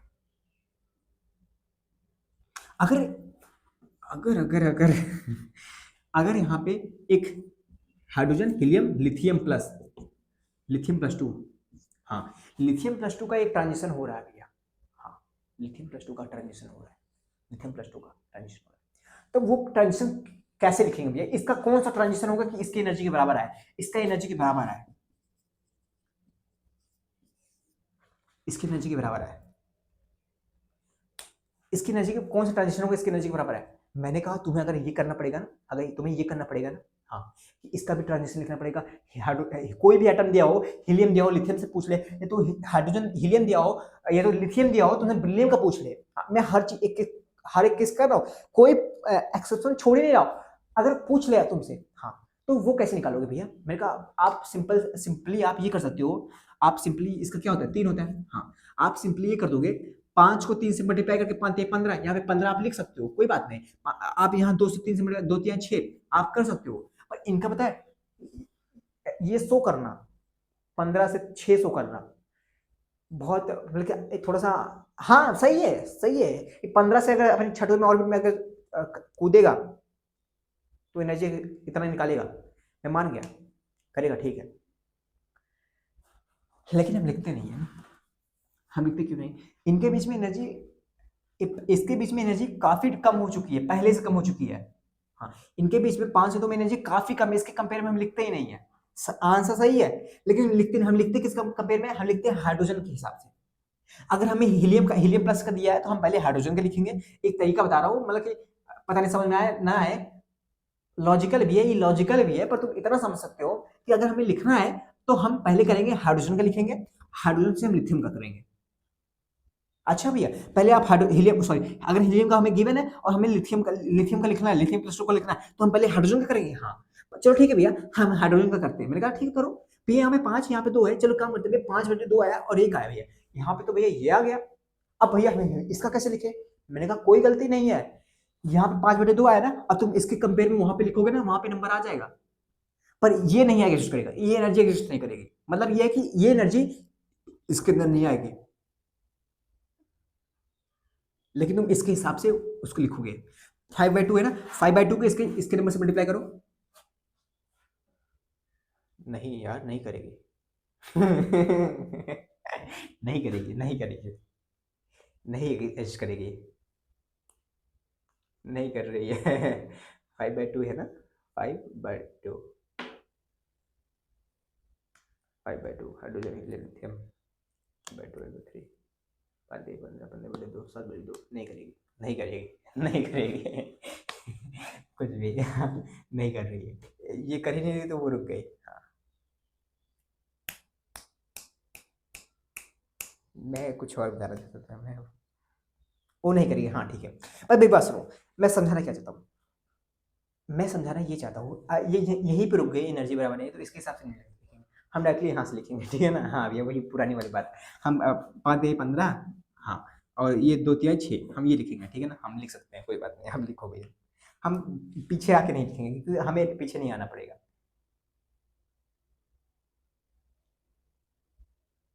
हाँ पीछे नहीं आएंगे, पीछे नहीं आएंगे, ठीक है, समझाने का चाहता हूँ, मैंने कहा मैं ये चीज़ बताना चाहता हूँ, अब वो समझे ना, हम पीछे आके नहीं लिखेंगे, ठीक है वहीं से लिखेंगे, तो भैया जो इसकी एनर्जी है, हाँ इसका मतलब ये है कि जो इसकी एनर्जी डेल्टा E2 आएगी और इसकी एनर्जी डेल्टा E3 आएगी, इन दोनों की एनर्जी बराबर है, दोनों की एनर्जी डेल्टा E2 और बराबर है डेल्टा E3 के, हाँ मैं बहुत बहुत बीच में फंसा हूँ मैं जो चाहता हूँ मैं पढ़ाना भी नहीं चाह रहा हूँ, मैं डाउट क्लियर करने में लगा हूँ, तो मैंने कहा कि ये जो एनर्जी है, हाँ इसके बराबर तो नहीं आएगी, पर इन दोनों की एनर्जी बराबर होगी, आप कहना क्या चाहते हो, मैंने कहा कि जो हाइड्रोजन है, हाँ जो हाइड्रोजन का एमिशन है, जो हाइड्रोजन की जितनी भी एनर्जी की एमिशन है, हाँ, कोई भी ट्रांजिशन एमिशन हो, कहीं से भी कूदे, हाँ, क्या वो इसमें मिल सकता है? मैंने कहा मिल सकता है, वो एनर्जी इसमें मिल सकती है। इसकी एनर्जी भी जो निकली वो इसमें नहीं मिली, पर इसकी एनर्जी इसके अंदर मिल जाएगी।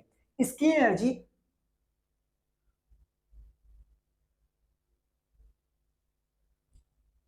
इसके आगे के एटम में मिल जाएगी, ठीक है ना? इसकी एनर्जी इसके आगे एटम में मिल जाएगी, समझ रहे हो ना? हाँ, तो अभी ये एनर्जी इसके एडजस्ट नहीं करी ना, हाँ, इसको हम हटाते हैं, ठीक है ना? हाँ, तो मैं ये बताना चाह रहा हूँ, मैं फिर से बता रहा हूँ भैया,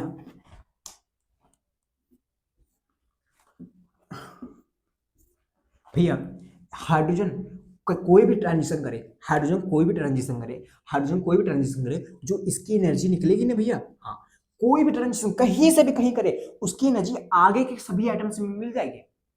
पर ऐसा हो सकता है, ऐसा हो सकता है भैया कि जो आगे वाले की एनर्जी हो ना भैया, वो इसमें मिले भी और ना भी मिले। अगर इंटीजर आ गया तो मतलब कि मिल गया, इंटीजर नहीं आया भैया मतलब कि नहीं मिला भैया। ऐसा हो सकता है। मैंने कहा अगर मैं इसका कहूं 2 और मैं इसका कहूं 4, हाँ, अगर मैं इसका कहूं 3, अगर मैं इसका कहूं 1, हाँ, ये मान लो कोई भी ले लो, कौन सा लो, मैं इसका लिथियम ले लेता हूँ, लिथियम +2, हाँ, लिथियम +2 ना, हाँ, 3 होता है ना हाइड्रोजन, 3 होता है, जेड 3 होता है ना, 3 क्या है 9, 9 आएगा, 1 क्या है 3 आएगा, 3 आएगा, 1 क्या 3 आएगा, 9 से 2 ट्रांजिशन, इसकी एनर्जी इसके मिल गई, मतलब कि जो 9 से 2 3 में 9 से 3 आएगा तो जो एनर्जी निकालेगा, हाँ, वो इसके बराबर होगी। मतलब ये इसकी कोई भी ट्रांजिशन हो, जितनी भी एनर्जी निकली वो आगे के एटम में मिल जाएगी। हाँ, पर ऐसा हो सकता है कि अगर कोई ऐसा ट्रांजिशन हो आगे वाले एटम में, हाँ, कोई ऐसा ट्रांजिशन हो आगे वाले एटम में, इसमें ना मिले, पीछे ना मिले। मतलब जो ये जो हाइड्रोजन का भैया है ना भैया, हाइड्रोजन का जो भी एनर्जी एमिशन है ना भैया, वो सबसेट है आगे के एटम्स में। जो हाइड्रोजन के एमिशन है भैया, वो आगे के एटम्स में का सबसेट है भैया, सबसेट है भैया। जो एनर्जी एमिशन है ना भैया, वो सबसेट है, वो सब में मिल जाता है भैया, सब में मिल जाता है। ये एडवांस का बन सकता है क्वेश्चन, एडवांस का क्वेश्चन, बहुत डीप में जा रहा हूँ, तुम समझ, बस पकड़े जाना, ठीक है? ये एनर्जी मिल सकती है भैया, ठीक है? ये समझ में है ना? हाँ, इक्वी एनर्जी का कॉन्सेप्ट खत्म हुआ, बहुत सब तुम्हें समझाने में समझ आया, ठीक है भैया? अभी ये सब तो मेन कॉन्सेप्ट खत्म नहीं हुआ, ये सब तो ऊपर ऊपर चीजें थी, समझ में आया? हाँ, अब चलो क्वेश्चन के थ्रू समझते, क्वेश्चन कैसे बनते हैं, ये समझ में आया ना? हाँ, लेकिन अभी मैंने तुम्हें वो समझाया नहीं मेन चीज। अब चलो थोड़ा सा बहुत आवारागर्दी करती थी, अब मैं तुम्हें उस पर आता हूँ, मेन चीज पे। ये मेन चीज क्या मतलब कि मेन चीज ये कि मेन चीज क्या, अब एक किताबी लैंग्वेज में आता हूँ, थोड़ा मैं समझाता हूँ। अब एक इनका फॉर्मूला भी होता है भाई, फॉर्मूला भी होता है, डेरिवेशन भी होता है, मैं करा देता हूँ, ठीक है ना? हाँ, मैंने कहा कि यही कहा था ना भैया आपने कि इनकी जो एनर्जी होगी, यहाँ से यहाँ जो ट्रांजिशन एनर्जी होगी, जो एनर्जी निकलेगी भैया, हाँ, एनर्जी जो भी निकलेगी भैया, वो इसकी एनर्जी के बराबर होगी भैया ना। इसका ट्रांजिशन होगा, कुछ इसके भी, मैं कुछ इसका ट्रांजिशन होगा भैया, हाँ, वो ट्रांजिशन हमें पता चल जाएगा और दोनों की एनर्जी बराबर होगा। यही था क्या, कौन सा केस था? इक्वी एनर्जी ट्रांजिशन का केस था भैया, हाँ भैया, यही केस था भैया। हाँ, तो भैया यहाँ का एनर्जी मान लो ये भैया ये n = 2 से n = 1 में आया, और ये n = 4 से भैया ये n = 3 में आया। हाँ, तो इनकी एनर्जी सेम हो गई, हम इसी को बोल दिए एनर्जी, इक्वी एनर्जी ट्रांजिशन बोल दिए भैया। मैंने कहा हाँ ठीक है। तो भैया जब हम इक्वल टू भैया, तो मतलब कि जो इसका डेल्टा ई है भैया, जो इसका डेल्टा ई है भैया, इसका डेल्टा ई वन बोल दे, हाँ, ये बराबर होगा भैया इसके डेल्टा ई के। हाँ, अगर इसका डेल्टा ई टू बोलते, हाँ, तो दोनों बराबर है भैया। मैंने कहा दोनों बराबर है, दोनों बराबर है, दोनों बराबर है। तो आप डेल्टा ई वन कैसे लिखोगे भैया? मैं डेल्टा ई वन कैसे पता है कैसे लिखूंगा? मैंने कहा कैसे लिखोगे? तो भैया मैं इसका लिखूंगा -13.6 इसकी एनर्जी, हाँ, ये जो किताबी लैंग्वेज में मैं बता रहा हूँ, -13.6 Z² / n², हाँ, माइनस करूंगा इससे, तभी तो डेल्टा ई1 मिलेगा। इसकी एनर्जी को इससे माइनस करूंगा ना, हाँ, माइनस माइनस फिर से -13.6 करोगे तो माइनस माइनस प्लस हो जाएगा, 13.6 Z² / n², और n की वैल्यू कौन सी होगी? यहाँ पे n की वैल्यू 2 होगी और यहाँ पे n की वैल्यू 1 होगी, ठीक है भैया? ये भैया में क्या हुआ, डेल्टा ई1 हो गया। ये बराबर आएगा किसके भैया? Delta E2. हमने कहा डेल्टा ई2 लिखो भैया, कुछ नहीं वैसे लिखोगे -13.6 Z² / n²। अब ये n² n की वैल्यू कौन सी होगी भैया? n की वैल्यू 4 होगी भैया। मैंने कहा काफी अच्छा, माइनस माइनस फिर से प्लस हो जाएगा, 13.6 Z² / एन स्क्वायर, एन की वैल्यू कौन सी होगी 3 होगी भैया, कुछ ऐसा होगा। ये को मैंने एक्सपेंड किया थोड़ा सा, हाँ भैया मैंने कहा ये फॉर्म तभी होता है, हम मैथमेटिक्स पढ़ चुके हैं, आप बहुत इतना बच्चे काबिल हो चुके हैं, आपको पता होगा, अगर नहीं पता हो तो ऐसे समझ लेना कि अगर ये हम जानते हैं कि इसका जो पॉजिटिव वाला है, पॉजिटिव क्या है, हम डायरेक्टली ये लिखते हैं जेड बाई, ये सब तभी पॉसिबल हो सकता है, ये इक्वेशन तभी पॉसिबल हो सकती है जब जेड बाई, ये जेड 1 था ना, ये पहले एटम का था, ये दूसरे एटम का था, ये जेड 2 है, ये जेड 2 है, ये जेड 1 है, तो जेड 1 बाई N1, जो जेड 1 बाई N1 है भैया, वो बराबर आएगा किसके, इसके पॉजिटिव के, जेड 2 बाई N3 के। हाँ, और भी इसका जो नेगेटिव है, ये जेड 1 बाई N2 वो बराबर आएगा इसके जेड 2 बाई N4 के। अगर ये होगा तभी ये क्वेश्चन पॉसिबल होगा भैया। मैंने कहा हाँ यार बात तो सही, कुछ बच्चों को समझ में आ रहा है, कुछ बच्चों को नहीं आ रहा। मैंने कहा लिख लो यार, समझते जाओ इसे।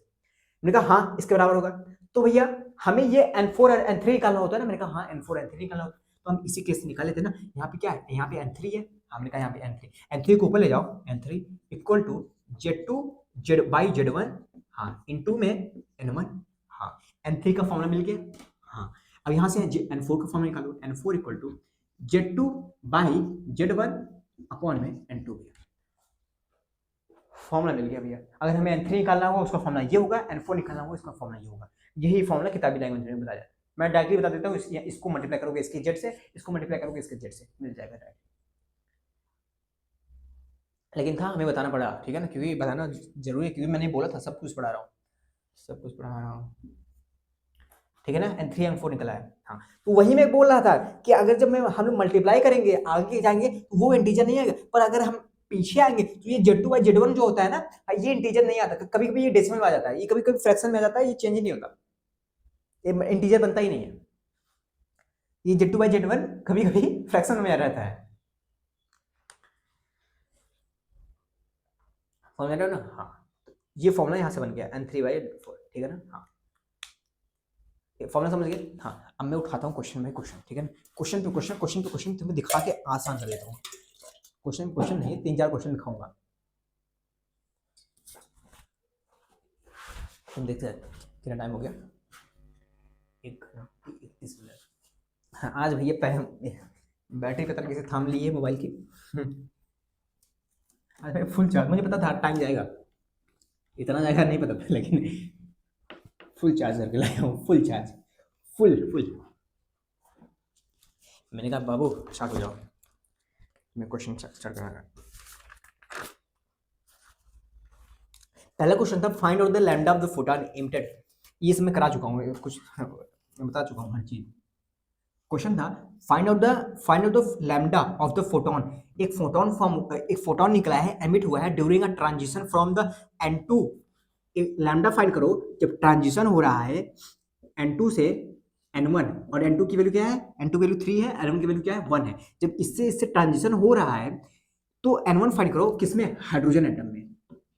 ये भी जे का क्वेश्चन है, हाँ ये मैं करा चुका हूँ अच्छे से, ठीक है ना, मैं करा चुका हूँ। तो N2 से N1 में जा रहा है, ये तो आसान है भैया, तो हमें क्या करना पड़ेगा, लैम्डा फाइंड करना। हाँ मैं एक काम करता हूँ, डेल्टा ई फाइंड करता हूँ।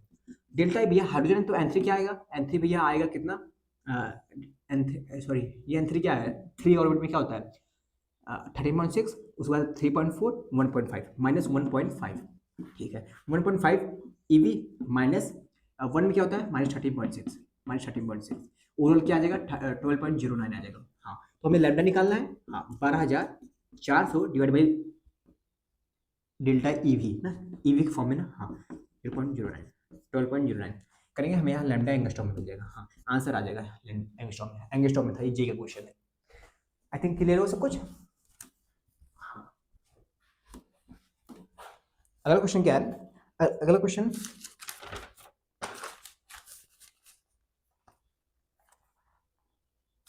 Find out the wavelength of the photon. Question क्या है, find out the wavelength of the photon, wavelength of photon emitted during 9 to 6 transition, 9th orbit से 6 ट्रांजिशन हो रहा है इन लिथियम एटम, इन L2+ एटम, मार्करिंग खत्म हो गया, इन Al2+ एटम में। अगर लिथियम में हाँ, लिथियम +2 में ट्रांजिशन हो रहा है 9 से लेके 6 तक। लिथियम क्या होता है, जेड से क्या होता है, हाइड्रोजन लिथियम 3 होता है ना। हाँ, 9 से 6 में ट्रांजिशन हो रहा है, तो इसका क्या लैम्डा बता दो, इसका लैम्डा बता दो, फोटोन बता दो क्या 906। अब मेरा हो जाएगा इक्वी एनर्जी ट्रांजिशन का केस।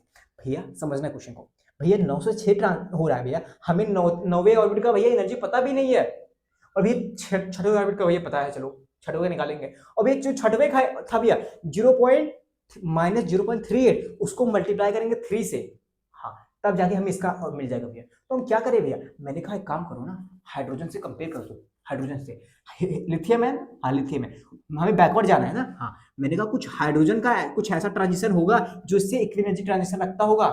हाँ रखता होगा, इसका जेड क्या है, हाइड्रोजन का 1 है, तो कौन सा ट्रांजिशन होगा इसका, भैया इसके 9 को डिवाइड कर दो, समझे कि नहीं, इसका जो एनर्जी निकलेगा, जो इसका फोटोन निकलेगा, उसी फोटोन का हमें वेवलेंथ निकालना है ना।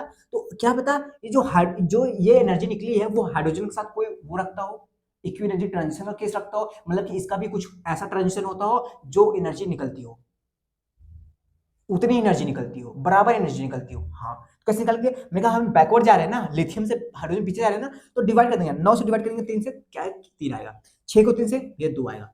भैया हम इसकी एनर्जी निकाल लेते हैं, इसकी एनर्जी अपने आप मिल जाएगा, इसका लैम्डा अपने आप मिल जाएगा भैया। मैंने कहा इसकी एनर्जी कह रहे 300 तो हमें पता है भैया, तीसरे ऑर्बिट क्या होता है भैया 1.5 भैया, -1.5, मैंने कहा -1.5 होता है, हाँ भैया। और दूसरे ऑर्बिट का भैया होता है माइनस, भैया दूसरे ऑर्बिट का होता है डेल्टा ही निकाल लेना, हाँ भैया, भैया दूसरे ऑर्बिट का होता है -3.5, 3.14 होता है भैया।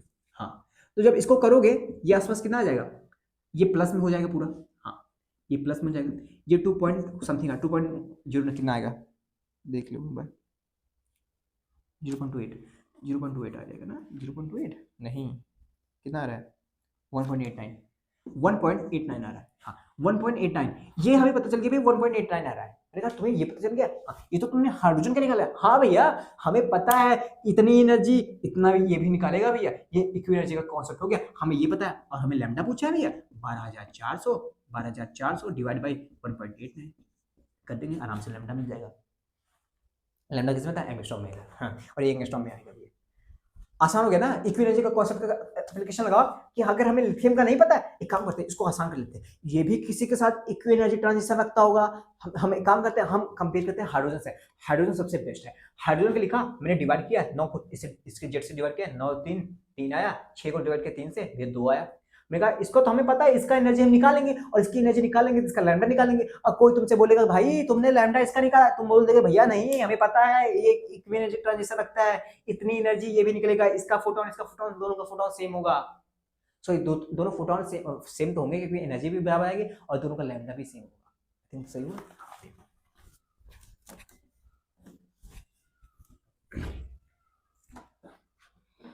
हाँ, एक और जी का क्वेश्चन है, बोला है, बाकी मैं डिस्क्रिप्शन में डालूंगा सब कुछ, ठीक है, आप सॉल्व करना।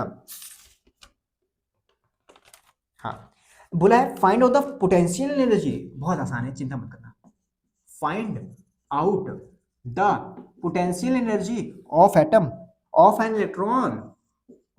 इलेक्ट्रॉन मूविंग इन, सुनो, moving in 28th orbit of 28th orbit लिख लेना, orbit of Be+3 atom, Be+3 ना, हाँ। Find out the potential energy of electron, potential energy of the electron in 28th orbit of Be+3 atom. I think दिख रहा, marker ink खत्म हो गई है भाई, और मुझे इंक लाना पड़ेगा मार्केट से, ठीक है ना, समझना मेरी बात सुनना, 28th ऑर्बिट भैया, इतना बड़ा ऑर्बिट, इसीलिए कह रहा हूं तुम्हें 7 तक ही काफी है, ठीक है। ब्रिलियम हमें पता है भैया अकॉर्डिंग टू कौन सा, इक्वी एनर्जी ट्रांजिशन केस में क्या होता है, जो बोल रहा है कि ब्रिलियम की जो एनर्जी है, एनर्जी ऑफ Be+3 का कौन से ऑर्बिट का, 28th ऑर्बिट का। अब ब्रिलियम का जेड क्या होता है, ब्रिलियम का जेड जो होता है वो 4 होता है, हाँ। बोल रहा है कि मुझे बता दो पोटेंशियल एनर्जी, मैंने कहा एनर्जी, पहले पोटेंशियल मत जाओ, एनर्जी पे जाओ, पहले बात ये पता करो इतनी एनर्जी कब निकालेगा, मैं कहा इतनी एनर्जी कब निकालेगा? हाँ, हम 28th ऑर्बिट को कैसे निकालें? मैंने कहा एक काम करो, ये किसी न किसी ये हाइड्रोजन के साथ शायद हाइड्रोजन के साथ ये इक्वी एनर्जी ट्रांजिशन केस रखता हो। और हमने कहा according to equi energy transition case ये इसकी एनर्जी बराबर आएगी हाइड्रोजन के। हाँ, इसकी एनर्जी बराबर है हाइड्रोजन की एनर्जी के। हाँ, लेकिन हाइड्रोजन का कौन सा ऑर्बिट होगा? मैंने कहा पीछे जा रहे हैं, डिवाइड कर दो, 28 ऑर्बिट को डिवाइड करो 4 से 7 आएगा। मैंने कहा इसका 7th ऑर्बिट का जो एनर्जी होगा इसके 28 ऑर्बिट का बराबर होगा। इसके 7th ऑर्बिट की एनर्जी इसके 28 के बराबर होगा। अगर तुमने 7th का एनर्जी निकाल लिया वही तो एनर्जी ये होगा और वही एनर्जी हम पोटेंशियल एनर्जी निकाल लेंगे। क्या मतलब? मैंने कहा इसका निकालो तुम एनर्जी 7th का, हमें भैया पता है 7th का एनर्जी हमें पता है भैया, हाइड्रोजन का जो 7th ऑर्बिट होता है उसका एनर्जी भैया माइनस, हमने तो याद कर रखा है भैया, माइनस 0.28 ईबी पर एटम होता है भैया, हमें पता है भैया। मैंने कहा तुमने ये फाइंड कर लिया, तुमने क्या फाइंड किया भैया? हमने टोटल एनर्जी निकाल ली है और हमें पता है एक केस हमने पढ़ा है पिछले लेक्चर में, तो ये जो टोटल एनर्जी होती है भैया, हाँ जो टोटल एनर्जी होती है भैया, हाँ वो 2 टाइप जो टोटल एनर्जी होती है ना भैया, हाँ ऐसे लिखो, हमें ये पढ़ रखा है भैया कि जो पोटेंशियल एनर्जी होती है ना भैया, हाँ वो 2 टाइम्स होती है टोटल एनर्जी के।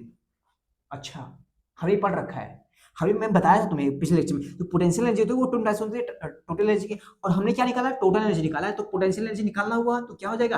2 इंटू माइनस 0.28 कर देंगे तो क्या आ जाएगा? मल्टीप्लाई करके 0.56 ईवी पर एटम आ जाएगा। हो गया कि नहीं हो गया?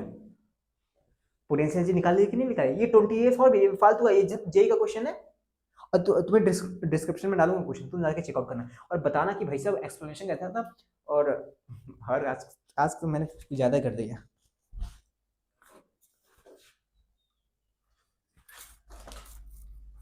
भाई यार,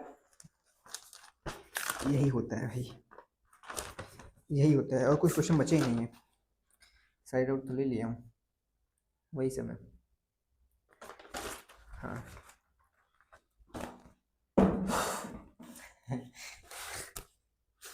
ये डॉक्टर इंजीनियर नहीं है, इसमें गलत गलत मत समझना, ठीक है ना? खत्म हुआ लेक्चर को, मैंने यहाँ पे खत्म कर दिया, ठीक है ना? हाँ, अभी मैं और से तो मैं थका नहीं हूँ, पर हाँ बात ये है ना कि मेरी बैटरी थक जाएगी। अब मैं लोग अगर मैं आगे का जो कॉन्सेप्ट है ये खत्म हुआ है यहाँ पे, ठीक है ना? अब मैं इसके क्वेश्चन डालूंगा, आप डिस्क्रिप्शन में क्वेश्चन करोगे, सॉल्व करोगे। JEE mains JEE advance question बन जाएंगे, लिटरली बन जाएंगे, बस थोड़ा सा सोच लगाना आप। हाँ, अप्रोच मैंने सिखाया सब कुछ, मैंने जितनी थिंकिंग होती ना वो सारी थिंकिंग मैंने एक साथ डाली है, ठीक है ना? एक फ्लो में है, ठीक है ना? अब मैं जो अगला टॉपिक पढ़ाने वाला था कि कुछ कुछ ऐसे ऐसे कुछ डेफिनेशंस हैं जो बच्चे कंफ्यूज रहते हैं, उन डेफिनेशन को मैं आराम से क्लियर कर देता है बोल बोल के, ठीक है? पर मैं अगर उनको बोलने जाऊँगा तो मुझे कुछ और पढ़ाना पड़ेगा, रिलेट करना पड़ेगा। तो अगर मैं आधा इसमें लूँगा, आधा दूसरे क्लास में लूँगा तो वो हो जाएगा और वैसे भी टाइमिंग ज़्यादा हो चुकी है, तो मैं इसको यहाँ तक रखता हूँ। आई होप आपको एनर्जी प्रोफाइल डायग्राम और आपको ये समझ में आया होगा क्या कहते हैं इक्वी एनर्जी ट्रांजिशन का केस, और दोनों को मिक्स करके कैसे क्वेश्चन बनते हैं जेईई मेंस में। आई थिंक थोड़ा सा आपको क्लियर हुआ होगा, अब डिस्क्रिप्शन देखना थोड़ा सा ज़्यादा क्लियर हो जाएगा, ठीक है ना? वैसे मैं इसीलिए बोला हूँ कि मैं बात ये ना कि जो ड्रॉपर वाले बच्चे होते हैं वो बच्चे, आज टाइम ज़्यादा हो गया ना, चलो मैं टाइम ले ही लेता हूँ। आज जो ड्रॉपर वाले बच्चे हो जाते हैं ना वो बच्चे थोड़ा सा समझदार हो जाते हैं, मतलब समझदार, थोड़ा सा उनका दिमाग खुल जाता है। समझदार केस में मतलब थोड़ा सा दिमाग खुल जाता है, समझने का थोड़ा सा कॉन्सेप्ट हो जाता है, थोड़ा सा उनको रिलेशन बहुत तेज रिलेट करते हैं वो बच्चे, क्योंकि उन्होंने कहीं ना कहीं थोड़ा पढ़ा होता है। इसलिए मैं थोड़ा सा 11th वाले बच्चों को ये वाला चैप्टर थोड़ा सा मना करता हूँ, क्योंकि थोड़ा सा ये वो कम रिलेट कर पाएंगे मेरे से पढ़ेंगे, क्योंकि ये थोड़ा सा 12th का पोर्सन जो 12th का पोर्सन कौन सा था, मॉडर्न फिजिक्स का था, तो मैं थोड़ा सा वहाँ से कॉन्सेप्ट उठा लेता हूँ। मीन्स वो सब कॉन्सेप्ट 11th वाले बच्चों को नहीं पढ़ाए जाते, तो वो उतना रिलेट आई थिंक नहीं कर पाते होंगे। अब अगर कुछ बच्चे समझ लेते हैं, भाई साहब गजब है, तुम्हारे चैप्टर गजब तरीके से समझ में आएगा।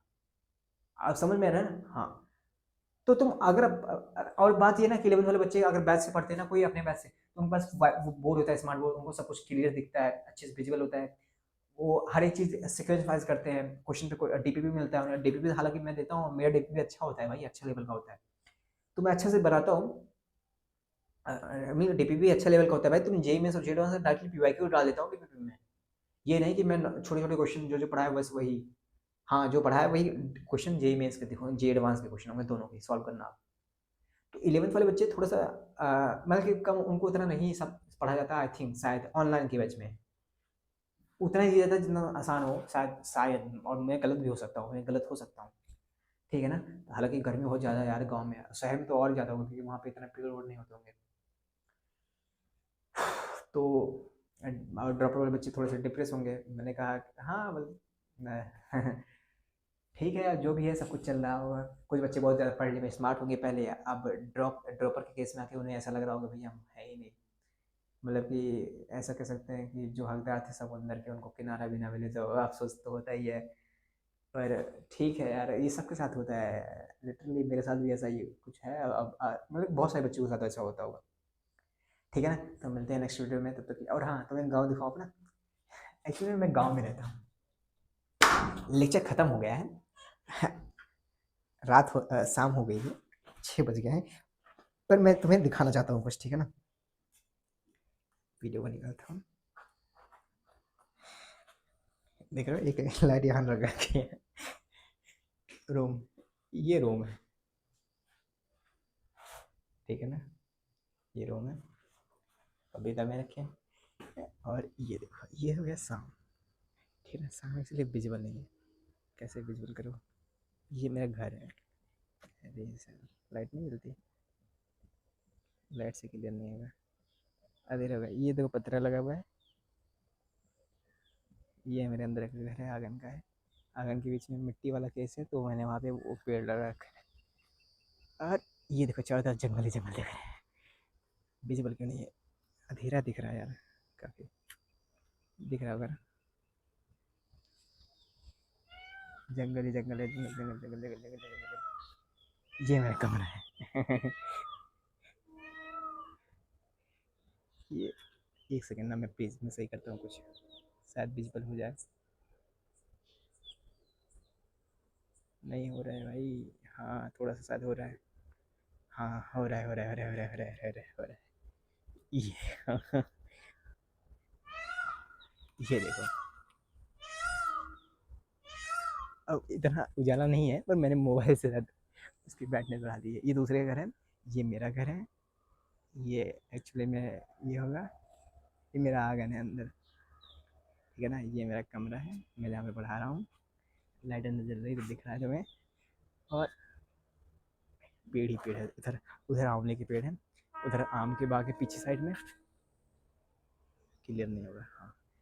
बल्कि बहुत ज़्यादा शांति है, कुछ बाहर एकदम ठंडी हवा चल रही है। इधर आम के पेड़ में लगा रखे, बड़े बड़े हो रखे हैं। फिर उधर थोड़ी सी दूर पे आके एक रेलवे लाइन जाती है, और उसकी मतलब कि 1 किलोमीटर दूर पे शायद, 1 किलोमीटर नहीं, आधा किलोमीटर दूर पे एक हाईवे जाती है, NH56 हाईवे ना। तो दिख रहा होगा कितना, अरे देखिए पेड़ ही पेड़ है ना चारों तरफ, उधर देखो हर जगह पेड़ ही पेड़ दिख रहे होंगे। ऐसा शहरों में नहीं मिलता था, पर मेरे यहाँ पता है बच्चे कम हैं, मतलब बच्चे कम हैं, मतलब कि अब सब लोग पढ़ने के लिए बाहर चले जाते हैं। कोई कहीं, कोई कोटा, कोई बाहर, कोई तैयारी करने के लिए। और जब छोटे बच्चे जो होंगे वो अभी कुछ ही बच्चे होंगे, और उनसे बच्चे हैं नहीं ज़्यादा। बच्चे हैं नहीं ज़्यादा, मतलब कि अभी मेरे हिसाब से मेरे आसपास तो नहीं है इतना, ठीक है ना? उधर वाला, वो वाला मेरा खेत है, इधर एक खेत है, और बाकी हम लोग यहाँ खेती करते हैं, बाकी सब ये है, ठीक है ना? और तुम्हें कुछ दिखाओ, एक चीज़ और दिखाता हूँ। वो मेरा कुत्ता है, देखो, एक से जो मेरा दूसरा एक कुत्ता है उसके साथ खेल रहा है।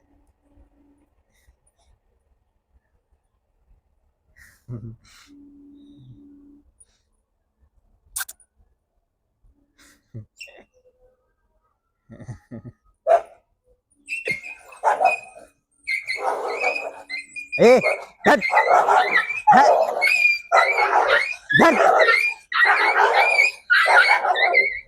ओए।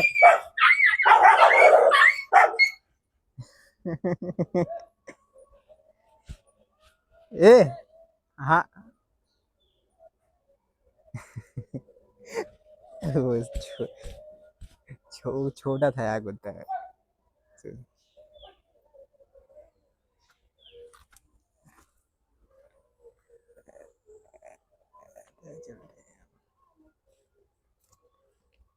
फिर चलते हैं ना यार।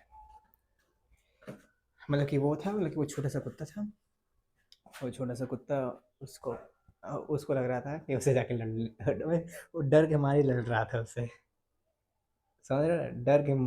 डर की वजह से वो लड़ रहा था उससे, उसको डराने की वजह से, बड़े वाले को।